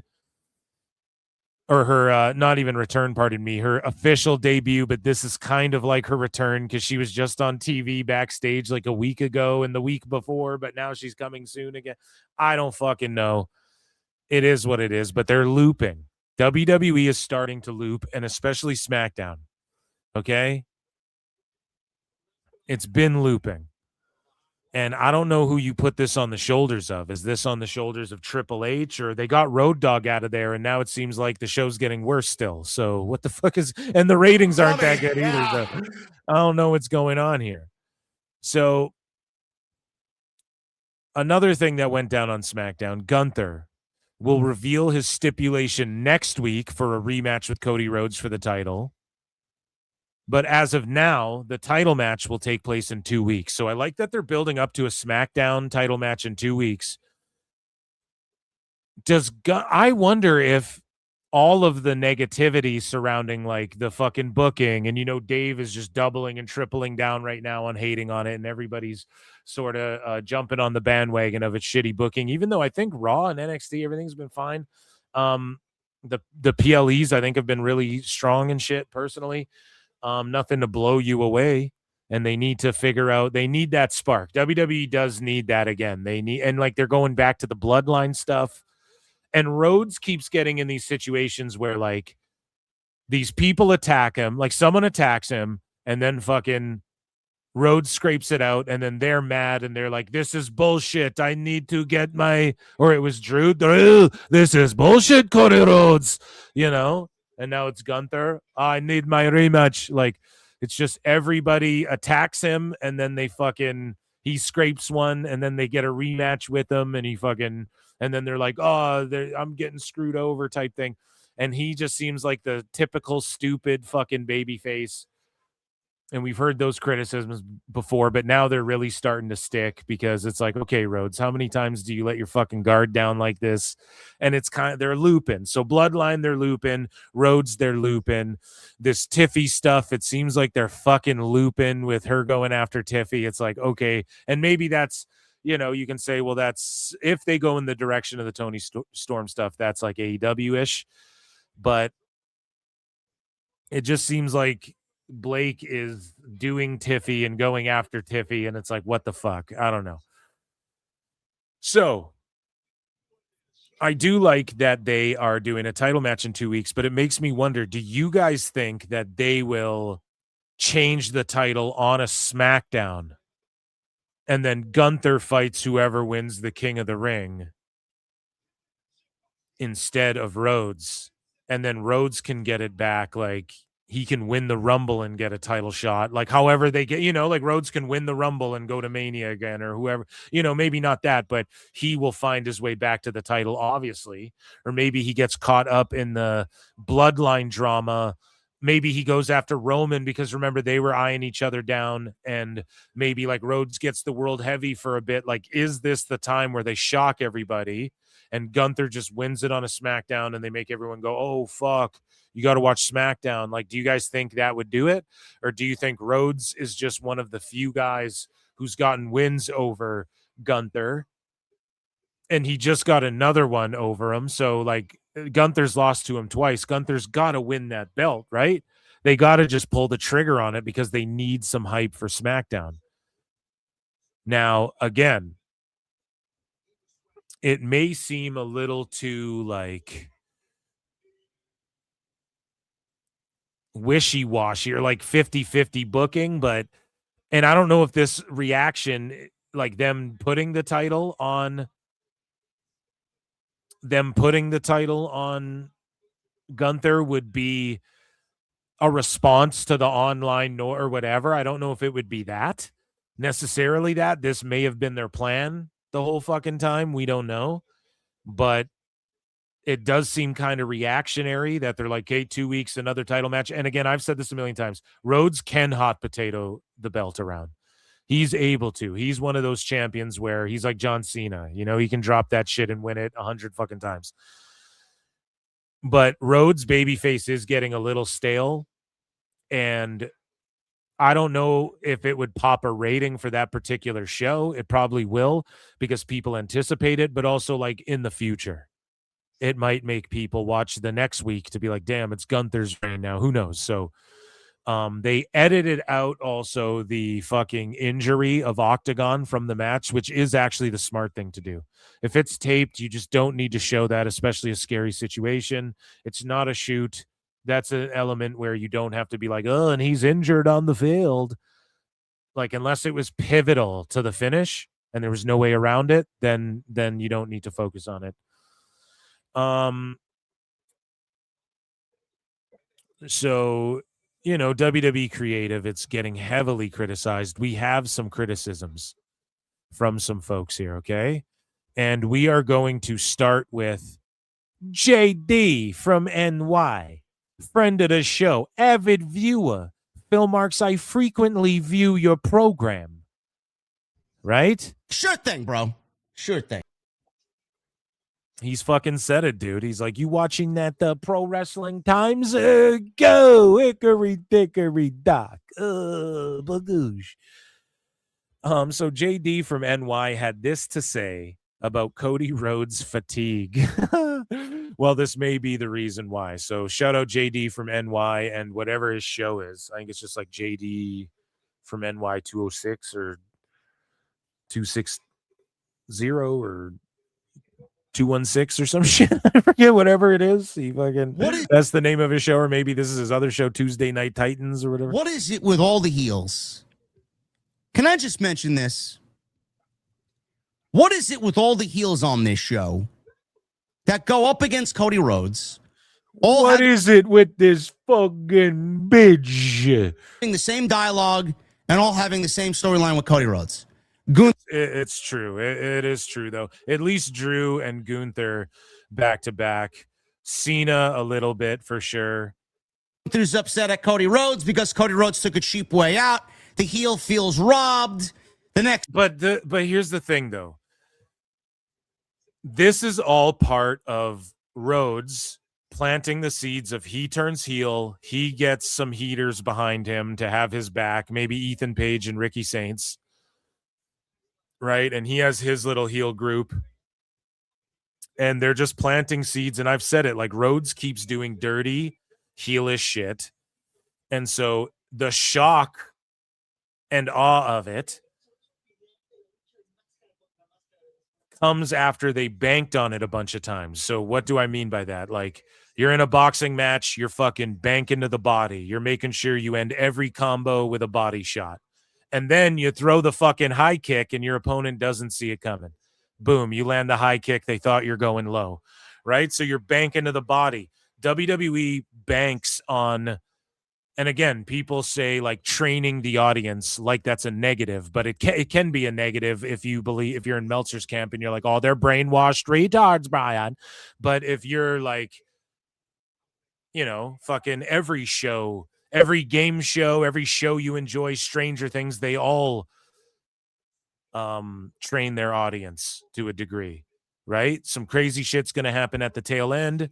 It makes you want to binge watch the next episode right away because we dropped our whole show on fucking Netflix the whole season. Like that, you know, television shows know how to train audiences to, we cut away here during the commercial and then we come back with this. And then that's training the audience. So it's not always a negative, right? So they're just training the audience to think like Rhodes keeps getting away with this shit and it will vindicate the heels, but it doesn't make the heels any less shitty of people either. But they were fucked over and it'll only put more heat on Rhodes when he inevitably turns heel. That's what they're going for, okay? Now, JD and other people are upset about this. Now, I'm not upset by it, but I definitely understand the whole Cody Rhodes fatigue thing. Okay, like people are getting tired of him as a fucking babyface, and it is getting into the like repetitive looping kind of stupid dumb white meat babyface territory. Sure thing, I bro. guess, but sure thing. But once Rhodes does turn heel, people are gonna pop for it, and it's because they're like, no, they're never gonna do it. Like they've teased it so many times, and they never did it. And that's why you're going to pop, which is different from, or like he keeps doing dirty shit and they're never going to do it. And then that's different from Cena, who truly like just turned out of nowhere. This week after the pay-per-view, he's got to complain about it. He causes a commotion on the show. He destroys stuff at ringside. He clears the announce desk. Sometimes the heel gets suspended. Sometimes the heel quits. Then they all approach Nick Aldis and do something stupid or say something out of line. They get thrown out of the building. They get their lawyers involved, like here with Gunther. Why is it that all the heels have the same storyline? Yeah, I agree with like the whole, oh, I talked to my lawyer and now I get a rematch. Or it's just like, fuck off with that, dude. And with Cody Rhodes every single time. Kevin Owens felt like he was robbed. Kevin Owens felt like he was looked down upon. He went on a crusade saying he was right. And it was very difficult not to believe Kevin Owens. Drew McIntyre recently did it. He went on a crusade that he was right and that Cody was the golden boy and gets everything handed to him. Like he gets everything handed to him. Like he doesn't need a booster seat at the buffet. He doesn't need to sneak stilts on to get on the roller coasters. I'm dying over here. And he felt cheated. Drew McIntyre even quit the show to come back and get one over on Cody Rhodes. And then sit down with Nick Aldis and get lawyers involved for a WWE Championship. Which he eventually got and won. Only to then lose it. And now we're doing Gunther, who got robbed, called Cody Rhodes the golden boy, wants another rematch, gets lawyers involved, gets upset with Nick Aldis. What is the rerun slop when it comes to Cody Rhodes? Why are all of Cody Rhodes' feuds so similar? Does this writing He's right. He's right. I mean, when you're right, you're right. team know how to do anything else for Cody Rhodes? Or do they treat all the heels like the same? Kevin Owens, Drew McIntyre. Or do they treat them all like the same? Oh, or do they treat, is the name like Neil and Bob, or is that like what you do's? Go. Heels like the same. Kevin Owens, Drew McIntyre, now Gunther. Tell me when I'm telling lies with this lazy fucking creative. This fucking creative. Why I oughta. It's garbage. I needed to get that off my chest. Awful. There you go. So he hates it. And here is the coach and bro being very bro. Now let me, Jonathan Coachman, let me tell you, I invented the triple cage from Ready to Run. Bro, I invented the pro wrestling business. You know, I told that Mark Nick Khan that I would not work for him, bro. I hand to God, bro, I would not work for World Wrestling Entertainment if they paid my life insurance. So Coach and Bro link up, and they have some tough talk here for TKO and WWE. Right, so I feel like Nick Khan does interviews and doesn't remember what he says, kind of like Triple H. And remember 2 years ago at WrestleMania 40, there was all this uproar and of what night one would be and night two would be. And The Rock, Triple H, hell, even their documentary said it was one way. Listen to this quote, Vince, from Nick Khan in the last day or two. I can't believe this. Quote, by the way, this was on the Sports Business Journal podcast. By the way, the plan was always how it ended up in Philly 2 years ago. It's a predetermined outcome in wrestling. Thank you for telling me that, Nick. You want to throw the fans off. You want to let things bake. And then boom, and it ends up the way we wanted it to end up. It never changed. That was just online rumors and gossip that we were changing. It never changed. We convinced Dwayne Johnson to come back. He's on our board of directors. It was a tag team match. He's about the same age as I am. So 2 years ago, let's say he was 50. He was obviously in phenomenal shape. He did everything that we asked of him and then some. The result of that tag match was a bloodline rules match. And then we know they changed the outcome because Cody was never supposed to win. And it was supposed to be Rock and Roman Reigns, according to everybody. But apparently now, Nick Khan. Mr. Yeah, he's just working fucking marks. He just tells everyone we're in control. We control everything. You just put up that fucking, I just don't really see the issue with it. Russo, your take. Everyone's like, he's delusional. He forgets what he said. No, he knows what he said, and he's just saying some other shit.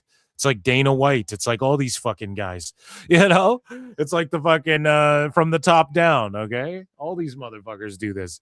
It's billionaire fucking swindle talk shit, you know what I mean? Listen, Coach, there's just so much with that company I don't get. It's not rational anymore because, first of all, and I've said this a million times, why is Nick Khan doing interviews?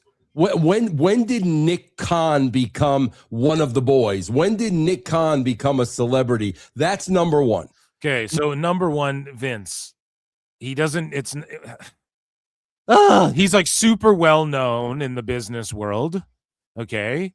And it's not about him being a celebrity. And when did he become one of the boys? He's not speaking as one of the fucking boys. This isn't a kayfabe.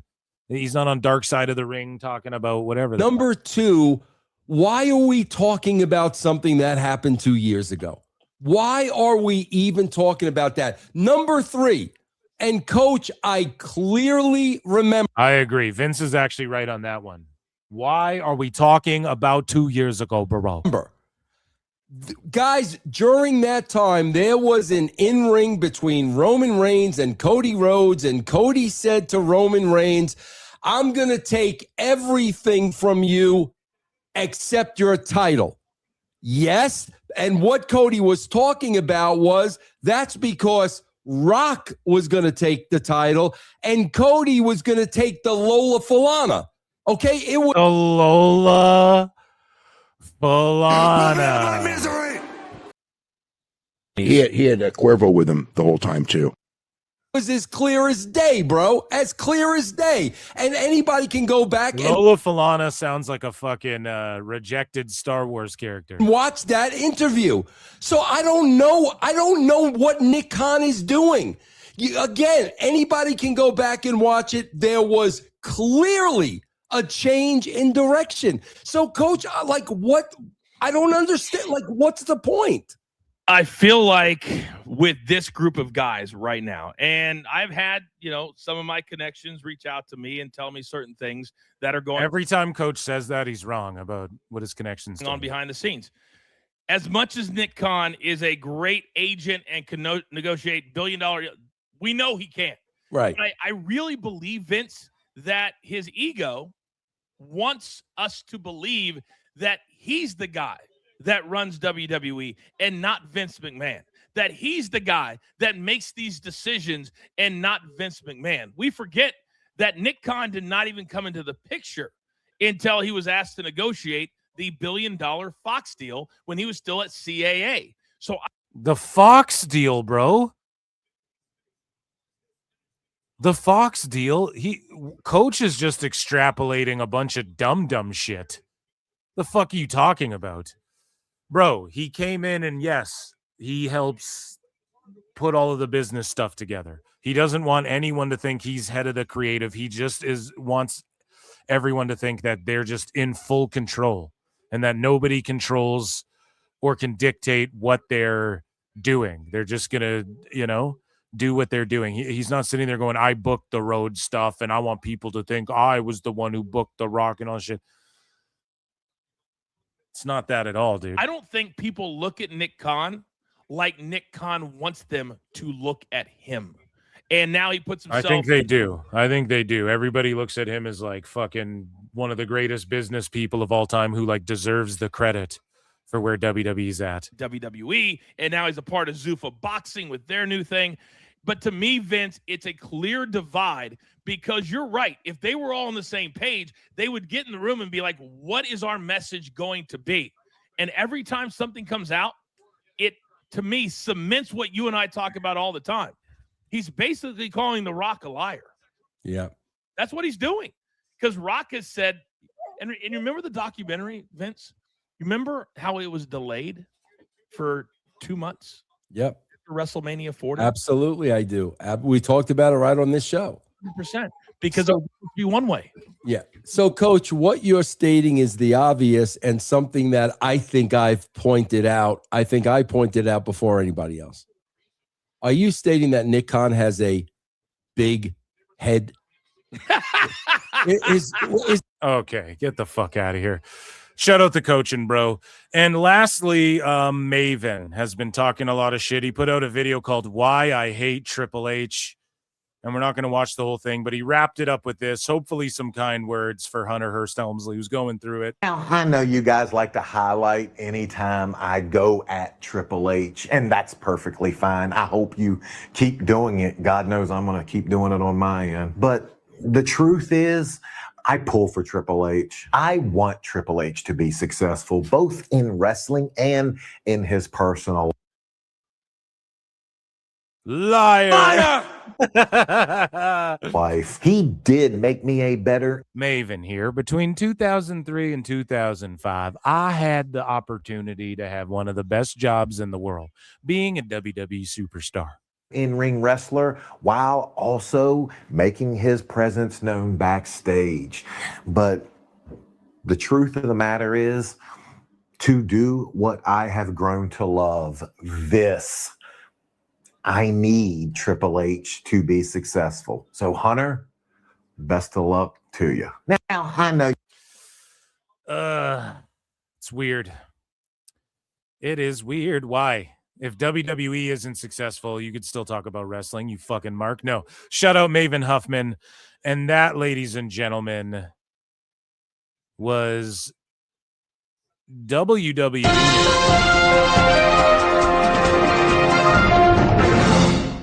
613-805 for two sweet says, can I get a you fucking mark for JD? Oh, you fucking mark. You absolutely can.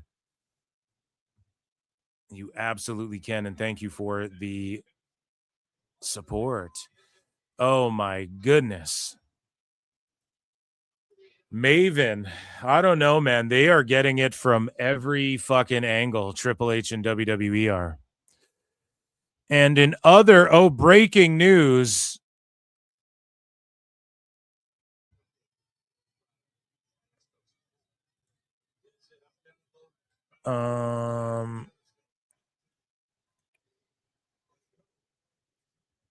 So in other breaking WWE news, this is breaking. So let's check this out here. Thirsty Thurston.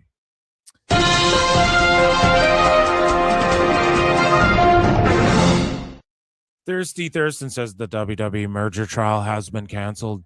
Court administrator for the Delaware Court of Chancery, Tamara Burton, confirmed to me this evening. We haven't confirmed whether a settlement has been agreed to or is being worked on. The trial was previously scheduled to start on Monday.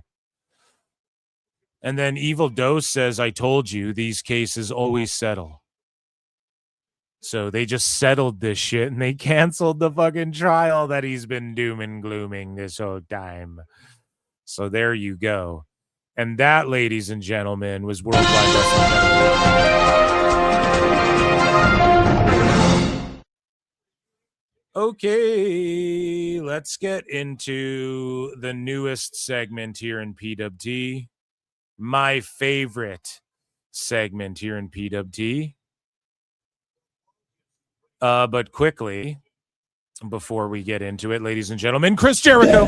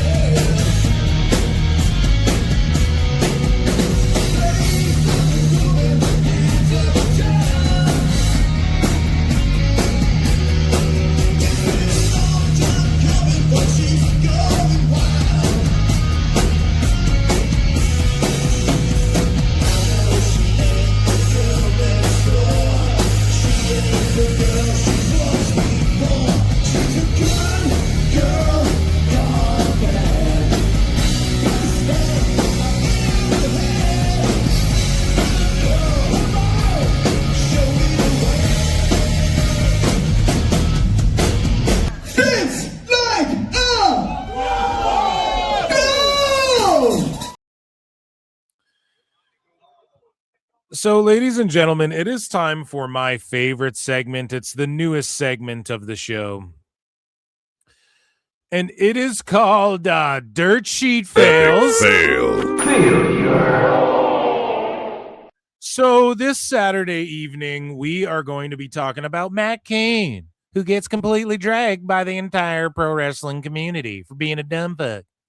So Matt Kane Music, who has me blocked, had this to say about JD from NY. And we talked about JD. Oh, I'm over it now. Right? And so JD tweeted this out. This will be the last thing I say to you because you're literally a fucking idiot. And I can't remember who he's saying this to. I report your... Oh, yeah, this is to Sap. And he goes, I report your news. So does everyone else. The major difference is you've cultivated an audience because you report news and surround yourself with garbage personalities who peddle the same gabago. Right? And he went at it with fucking Sap. And Matt Koon, for some reason, comes and licks the balls to protect Sap all the time. And Matt Keen's even tweeted things out like, anybody who hates on Sap, you're just mad that you didn't make it. It's like, no, some people don't want to do news and lie and pretend you don't do news. Some people don't want to do that, huh? Right? You can criticize people and not be jealous of them. It's boomer lol cow vernacular that we've heard time and time again from many fucking people. Brendan Schwab, Greg O.P. Hughes, the Duke, Stutter and John, right? So many fucking lol cows. They're just jealous, man. It's the same fucking thing. Okay? So this guy goes, bro thinks he's tough. If you're going to unnecessarily slander JD from NY, at least have the guts to tag him, Dominic D'Angelo. And this Dominic D'Angelo guy was like, JD from NY has short man syndrome. He's like if the Keebler elf tried to do a Bronx tough guy dialect and wasn't good at it. But the problem is that that is how he talks. That is how he sounds. So I don't know. Part of JD is he sounds authentic, you know? Comes across as authentic for sure, whether you like him or hate him, right? It's what that's the appeal of him.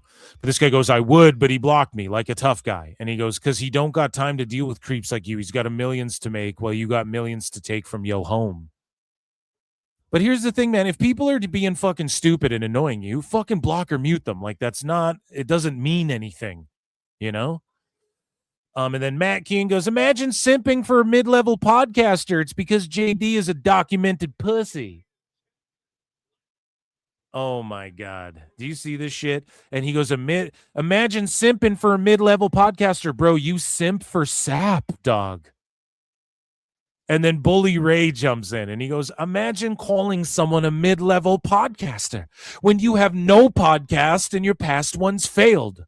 Boom, roasted. And now this is in dirt sheet fails because let's face it, Matt Koon has had pods with wrestlers. I'm pretty sure a couple of them, and then like busted open is half a fucking, if you want to consider it a dirt sheet, like not a dirt sheet. They don't break any news, but they do get like exclusive interviews and kind of like get quotes that people run with. Like this guy revealed this on Busted Open. Epic you know, fail.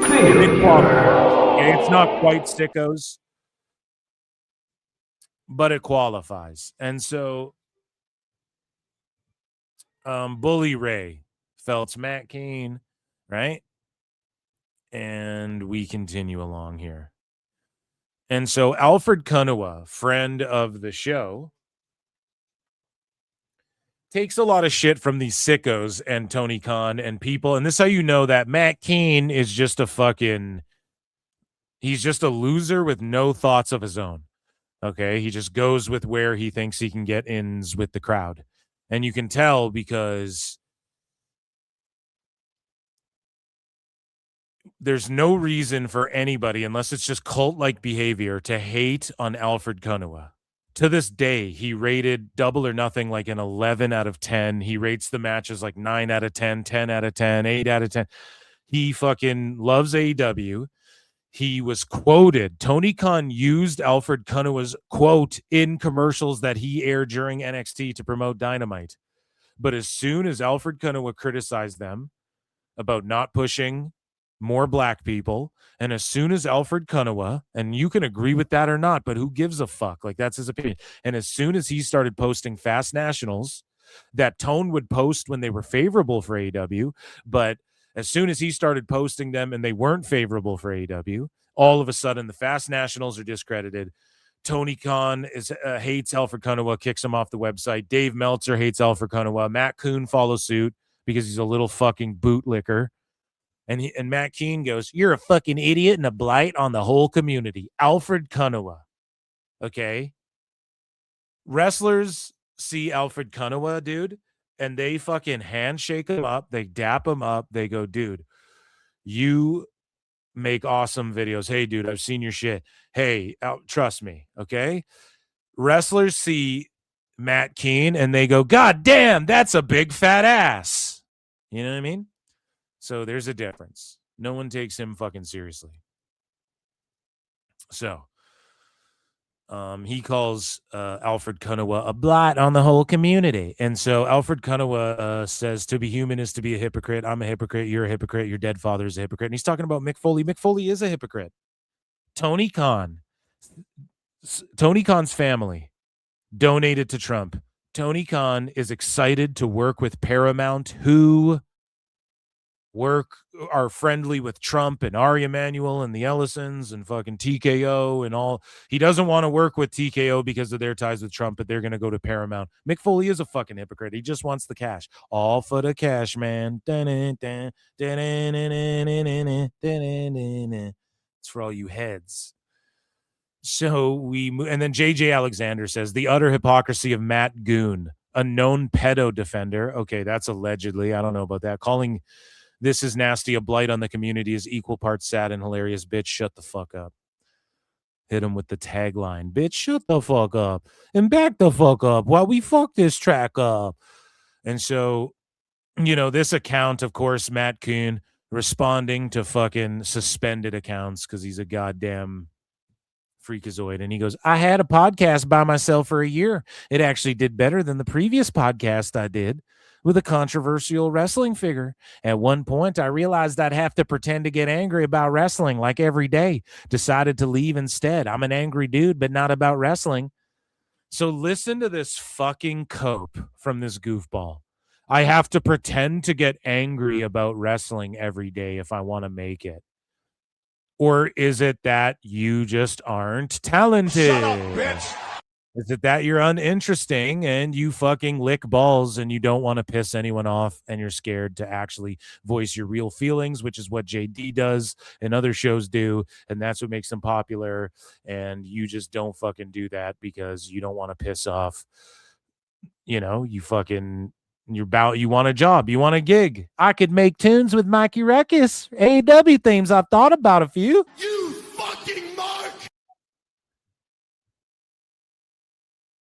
So he decided, I'm going to leave instead. JD unblocked me to respond. I wasn't even talking to him. Fragile fella reblocked me instantly. It's just like, buddy, here's the thing. When people block people, I go, yeah, that's your prerogative. Why? Because I will block people if they're fucking to it, or I will mute these sickos who just every fucking post, they say something, they're just looking for bait. Don't interact with it. Yeah, you fucking block. It's your social media. You're allowed to block, mute, whatever, whoever the fuck you want, buddy. Okay? But he's got me blocked right here. I have to bookmark around Matt Keen. I can't even bookmark Matt Keen. I have to bookmark people responding to him, like Bully Ray, who goes, "Make that a jealous, self-loathing, obese bag of failure." Oh, he called him obese. You're so jealous of JD. Instead of complaining, why don't you start another podcast? Do something, you lazy fucking hating bum. And here's the other thing too. Matt Keen, does he cope like that about music? Well, I realized I'd have to sell my soul to the devil like Iggy Azalea to fucking make it in the music business, so I quit that too. It's just all cope with him. It's not because you're just mid and fucking untalented, And so JD unblocked, not any amount in downloads would ever make me feel better about being a bitch-made pussy with zero heart. A bitch-made pussy. So that's like what? So you want to fight him because you're friends with Dax Harwood? You're going to fight JD saying shit like that? It's crazy, bro. Poor scared little fella. Also, he's a documented racist. Well, JJ said you're a documented pedo defender, so, There's a lot of people hurling fucking crazy ass insults here. So JD goes, every time I am mentioned to get traction with a clip or a take, Matt is right there, like Hangman was with Skrull outside of Cracker Barrel. Oh, shit. Oh, shit. And here's the thing, too. It's true. You see Alba, you see Matt Keen, you see all these same fucking people reacting to the same shit. And you're just like, dude, calm down. Like, it's just so cultish. I had a podcast by myself for a year. It actually did better than the previous podcast I did with a controversial wrestling figure. If you had a podcast that was successful, you'd still have a wrestling podcast, Matt. Exactly. Exactly. You don't, because every single one of them failed. How many? 7, 8, give or take? Oh, has he had 7 or 8 different pods with wrestlers and shit too? He had a Cuervo with him the whole time too. Just like Sap, nobody gives a fuck about Matt Koon. Never have, never will. You needed to latch on to others to find some sort of relevancy. I do not. People watch me for me, my personality, my content, and my brand. The more you tweet at me or me, I laugh. You so desperately wish you could do what we all love, and that is make a career talking about what we all love. You hate that I've done it and you can't. Go. But JD's 100% right. Fucking smoked him, and that's the fucking thing. Not fake! When John Alba and these guys are like, oh, you're just wrestling grifters. You just grift, and it's like, buddy, no, you just suck at fucking podcasting. That's what it is. And you're uninteresting, and you're not funny, and you're not entertaining, and you want to take the route of, well, these people at the inside are telling me all these inside things. And then your fucking opinions don't matter because we see who you interview and shit like that, right? So just people aren't stupid, and people are fucking not interested in like the shit you're pushing and the shit you're selling. And then they call JD, oh, you could never do what we do. I promise you, JD from NY could get wrestlers to tell him things and then do news if he wanted to. I promise you he could. I promise you, you can't do what he does, though. And I'm not trying to be like, oh, JD Glazer either. You guys know, right? I'm just keeping it real. You be fucking interesting, be entertaining. You guys aren't.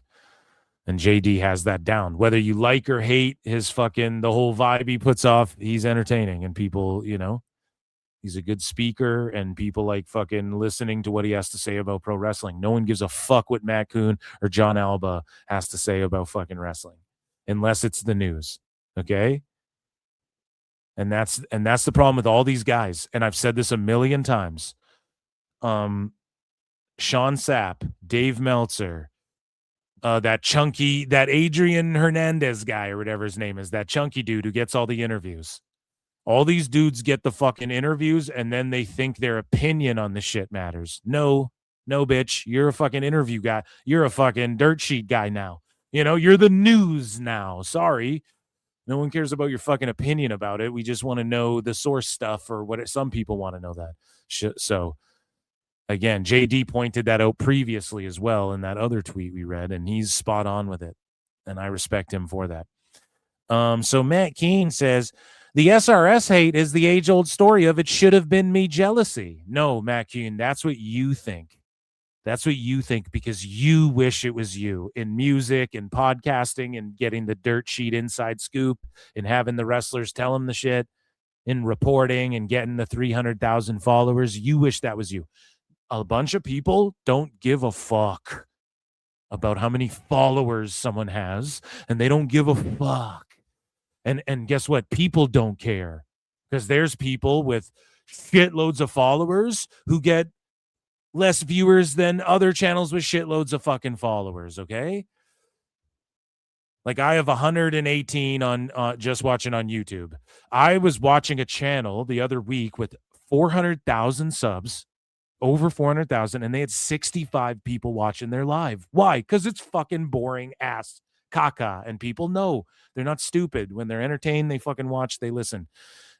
You know, and if you want to cope about your level of success, I don't know, market better or fucking do something to stick out, fucking be more interesting. You know, you could try, there's a series of things, but just calling people grifters and being like, oh, it should have been me jealousy just because you call someone out for like, I don't like this person, or I think they got too many stories wrong, or there's too much op-ed shit from news guys who should just be getting news because that's what they're actually good at.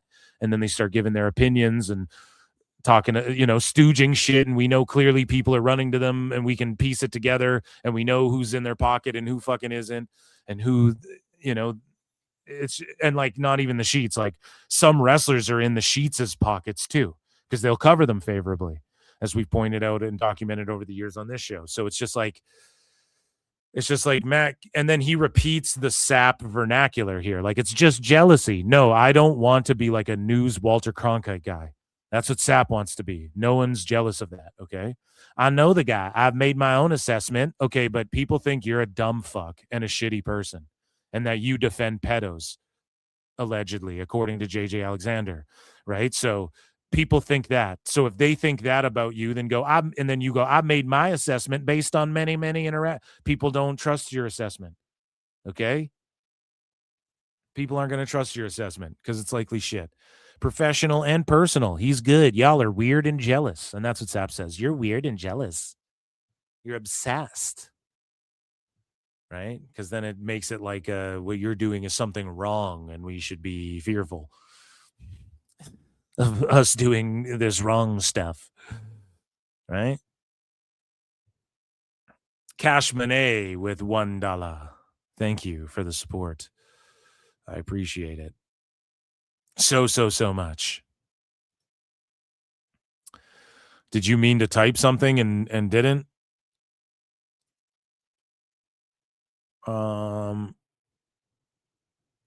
Yeah. So we move along here. So we're just all weird and jealous, even though Matt Koon does the same thing. He just hates on JD, and JD is the most popular wrestling pod, and you're just not weird and jealous because you had 9 fucking pods that failed and you're projecting. And so, again, Bully Ray goes, live shot of the sickos after TK does an interview with Coach and Vince Russo. And then Matt Koon goes, lying again. Why do you care? Like, he takes it personally. I am a sicko. You know something? I am a fucking sicko. You son of a bitch. You know, he takes it fucking personally. Ugh. And then Bully Ray goes, tell me you took this tweet personally without telling me you took this tweet personally. Exactly, dude. You just felt it yourself. No, we're not running around like SpongeBob. And then look at what Matt Koon posts, though. So, no, you're lying about Tony Khan. And then when it comes to the TNA hate, because it's AEW versus TNA right now, what does Matt Koon do? Like a good little soldier. And I'm just reacting to what he says and does. This is irrefutable proof that you're a fucking ball-kissing, boot-licking sweeper for people, Matt Koon, who wouldn't piss on your gums if your teeth were on fire.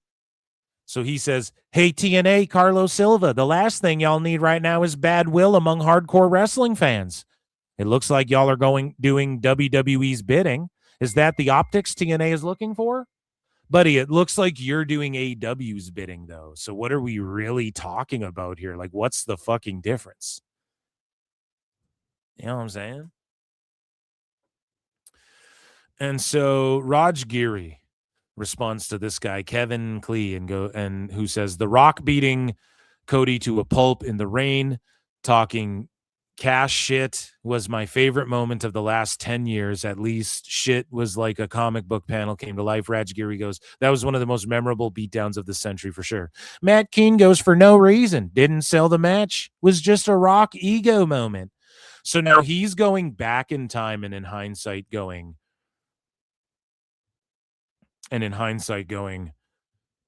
no, The Rock beat Rhodes down for no reason. It was a Rock ego moment. It didn't sell the match. So when he's like, no, don't turn those fucking cameras off on The Rock. No, it's not cut, Mama Rhodes. I say fucking cut when it's cut. You know what I'm saying? Like that Rock moment in the rain with the blood at the bus. He's saying it didn't sell the match more and make it any. Like, buddy, you're a fucking full blown sicko dumb.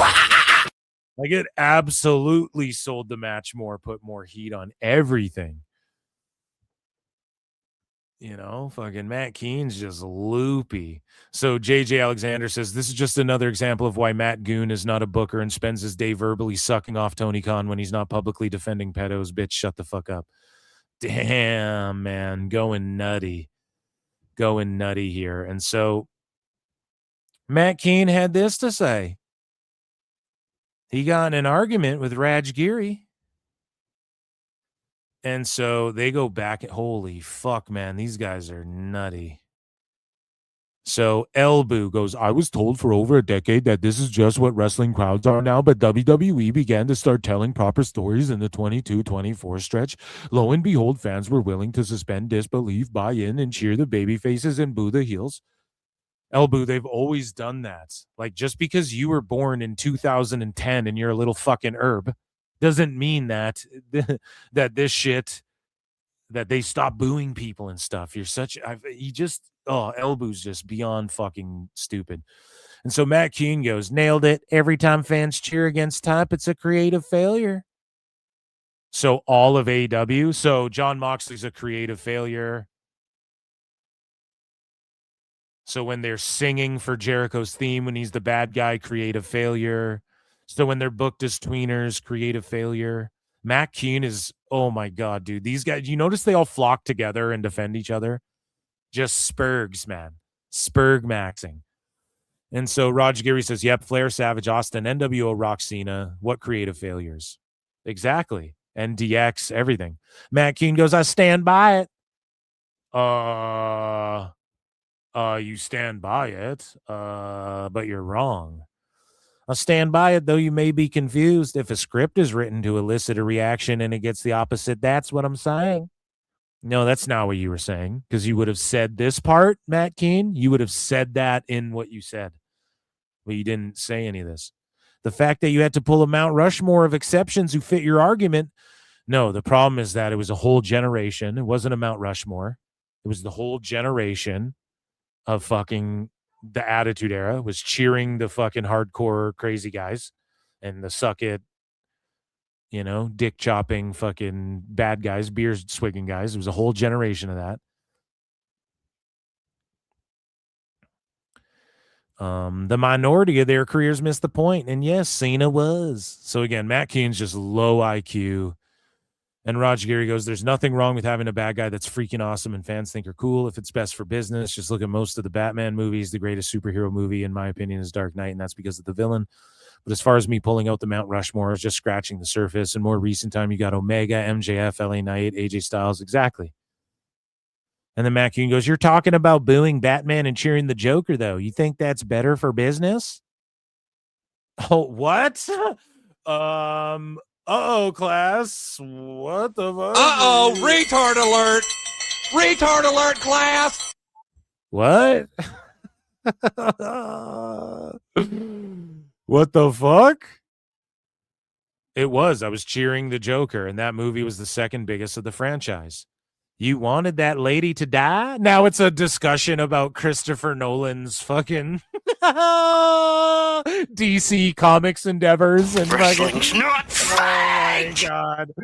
Holy fuck, man. It's too good. I love this show. I love PWT. Do you see more people dressed up as the Joker for Halloween or Batman? I mean, I don't. What kind? And then Raj Giri, come on, what are you done? Now, don't play his game. Don't bite on this fucking bullshit, Raj. It's Halloween, bro. Monsters, killers, bad guys. Most people dress up as Dracula than Van Helsing. But if people rooted for the villain in the book, no one would today. This is such a dumb conversation. It's not even about rooting for the Joker. It's just the Joker was cool. You weren't rooting for him to burn Gotham down, but it's like the element. Well, the reason Joker resonated is because his plight. You're kind of like, yeah, he's right. Like it's fucking. Some people want to watch the world burn. It's like Thanos. You're like, You know, he makes a good argument, but fuck that guy. He wants to wipe out half of existence. You know, that's just not the right thing at its core. So both of these guys are just off fucking base. And now we're talking about cheering for Dracula, bitch. Nobody's cheering for Dracula, but he's cooler than Van Helsing. Okay? Holy fuck. God damn it. You don't have to cheer for Sabretooth, but he's cooler than like fucking when he's fighting one of the fucking J-Brone X-Men or whatever after fucking up Wolverine, and Wolverine's got to heal up. You know, he's fighting fucking Jubilee. Sabretooth's cooler than Jubilee. We're not cheering for Sabretooth to kill her and fucking take out the X-Men. So anyways, both these guys, this is so funny. Your shrub of bad guys should be cheered as good guys is good for business is kind of ridiculous. No, it's not bad. Okay, Matt Keane, is it bad for business that they cheer the bad guy? He's just doing like a shitty dumb argument where it's like, okay, apply the same logic. This is what you do when you debate, right? You just apply the same logic to yourself. Your notion that bad guys should be cheered to fucking is good for business. Okay, but if they are, is it bad for business? Like, you know, we've seen both is that what Raj is trying to say. It's not always a bad thing. So I don't know. And he goes, dude, do we need to take this to a podcast? You're being obtuse if you don't think that the Joker was what made the movie a phenomenon. The Joker is cool as fuck. And while you don't agree with everything he did, you were drawn to him. The same goes with the NWO back in the day, Austin, blah, blah, blah. It's okay to have the heels that the fans like if it overall enhances the product and the storylines.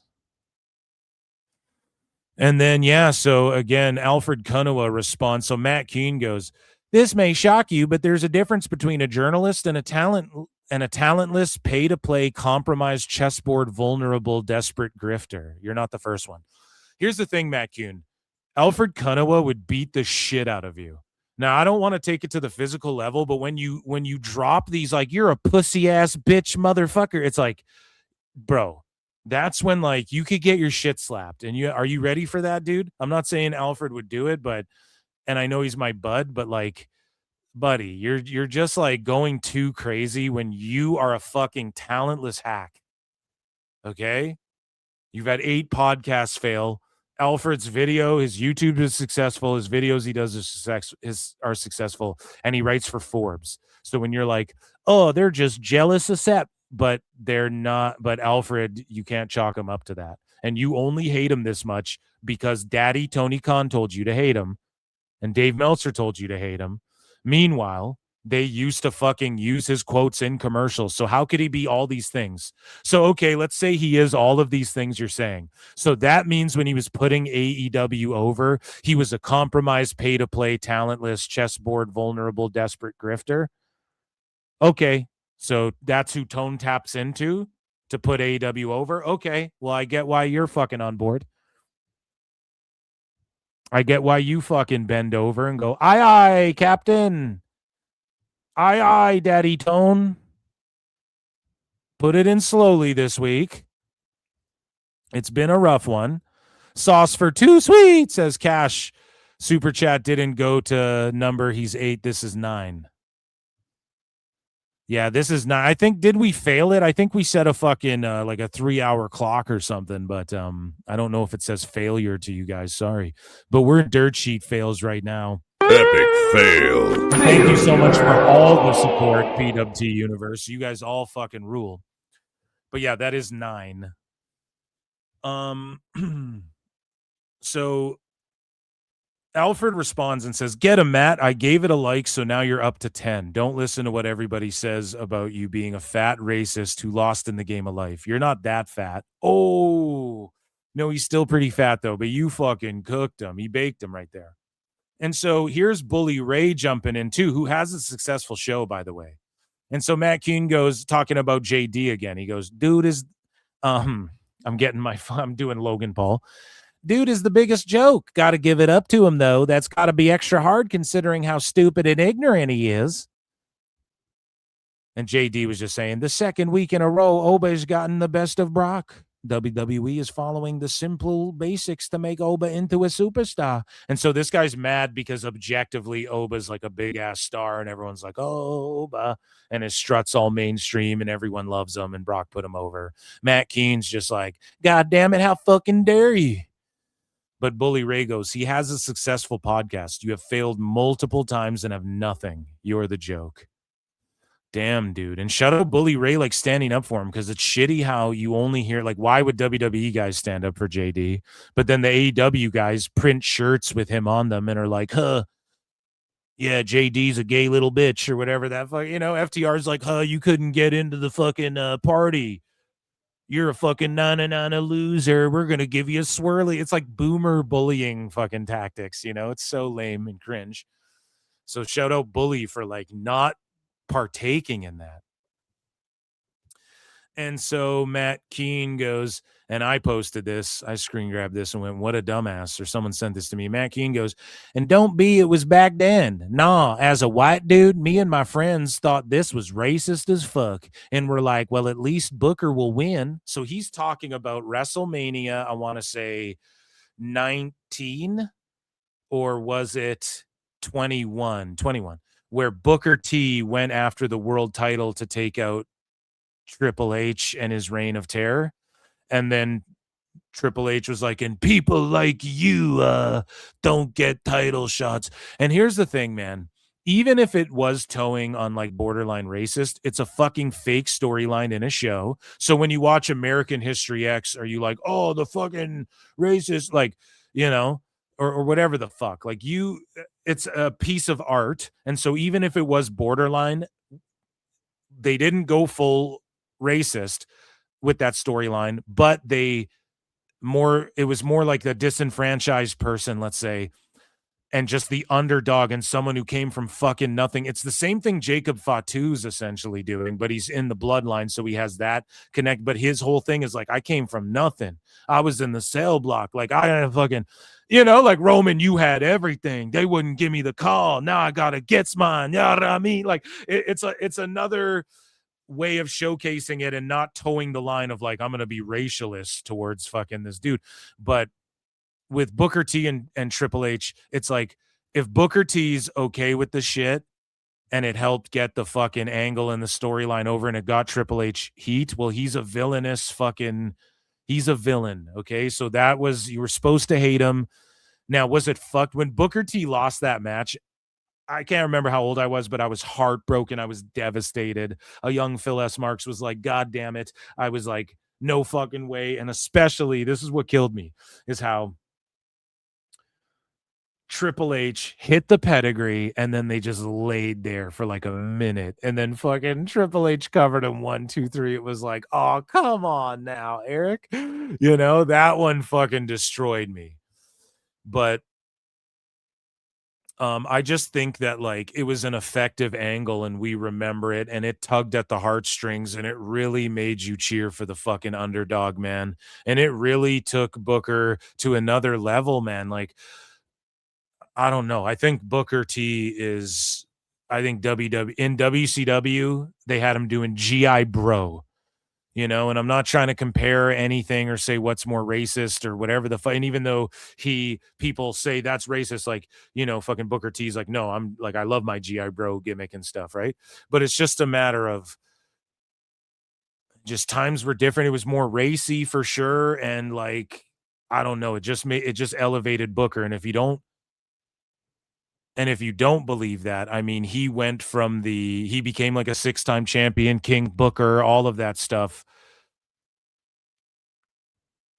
came from that. And you just hated Triple H and that was the idea. But King Booker and all of that came because he was able to carry this program and stuff. It came because he went to SmackDown and then, he was in and around the picture in the U.S. title and they redid the Benoit stuff and all. He had the U.S. title, whatnot, but then he was in the main roster picture and he was fucking King Booker. And for sure he was able to handle that, and that came with a bunch of ridiculous stuff. They did crazy, like Kurt Angle's like, I want to have bestiality sex with your wife and stuff. Fucking craziness, dude. But anyways, Matt Koon is going, oh, that was racist as fuck back in the day. And then Triple H took an Eon to cover Booker after the pedigree. This is something that shouldn't be forgotten.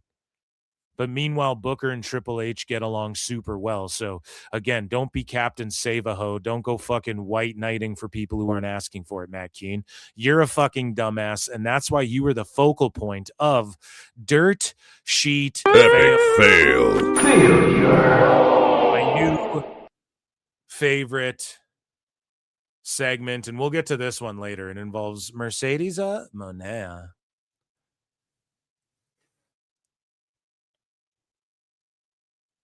Okay, guys. Let's see. Yeah, we went 344 and I put it through. We had 9 super chats. You guys we epically failed. It's all good. It's all good. We went way over the fucking time limit, I guess. So we'll just call it wrestling's not fake, I guess. We'll call it a time limit draw. Thank you all for being here. I appreciate you all for being here. I had a blast tonight. It's fucking flew by. Also, they just ended that AAA show after like 42 minutes or some shit. I don't know what the fuck that was. But I appreciate you guys. I appreciate all of the fucking support. You guys already know it. Check out patreon.com/ProWrestleTimes. I've been uploading at least once a week on there. I'm going to do some bonus Dave Meltzer on there. And the Tough Enough Season 2 watch along is coming. Me and JJ Alexander. I appreciate you all. I've been Phil S. Marks. Oh my God. It's the greatest thing I've ever seen. And I'm going to finish this disturbing Michael Jackson doc and play Forza 6 on cloud. And I appreciate you all. I appreciate everyone who super chatted in. Again, we hit 9 of the 10, but we did it in like well over the 3-hour thing. But not that the time limit really matters, but we're just going to call it kayfabe tonight. Okay. And we'll do the sicko segment on the next show for sure. We'll do the sicko segment because it's ready and it's fucking good. And it's a wacko segment and it's really fucking good. We will do it on the next show. I assure you, we won't just skip it or nothing like that. Okay. But, W stream. Yeah. W. I appreciate you all. I got to get out of here. It's getting late. Peace and love. And I'll see you guys on the next one. Thank you for being here. It means the world.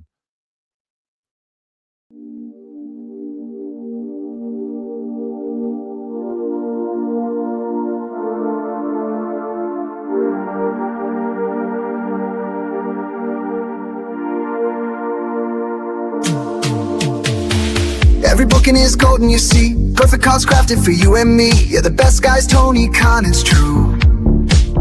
Triple cup, best damn booker in the land. 3 red cups stacked up, always in command. Triple cup, living legend of the fight. Just a call away from making it right. Never see him back hard, no way. Got the whole roster locked in for the day. A Crimson Tower, modern art. Triple cup. Triple cup. Every booking is golden, you see. Perfect cards crafted for you and me. Yeah, the best guys, Tony Khan, it's true. Triple cup. Best damn booker in the land. 3 red cups stacked up, always in command. Triple cup. Living legend of the fight. Just a call away from making it right. Never see him back hard, no way. Got the whole roster locked in for the day. A Crimson Tower, modern art. Triple cup.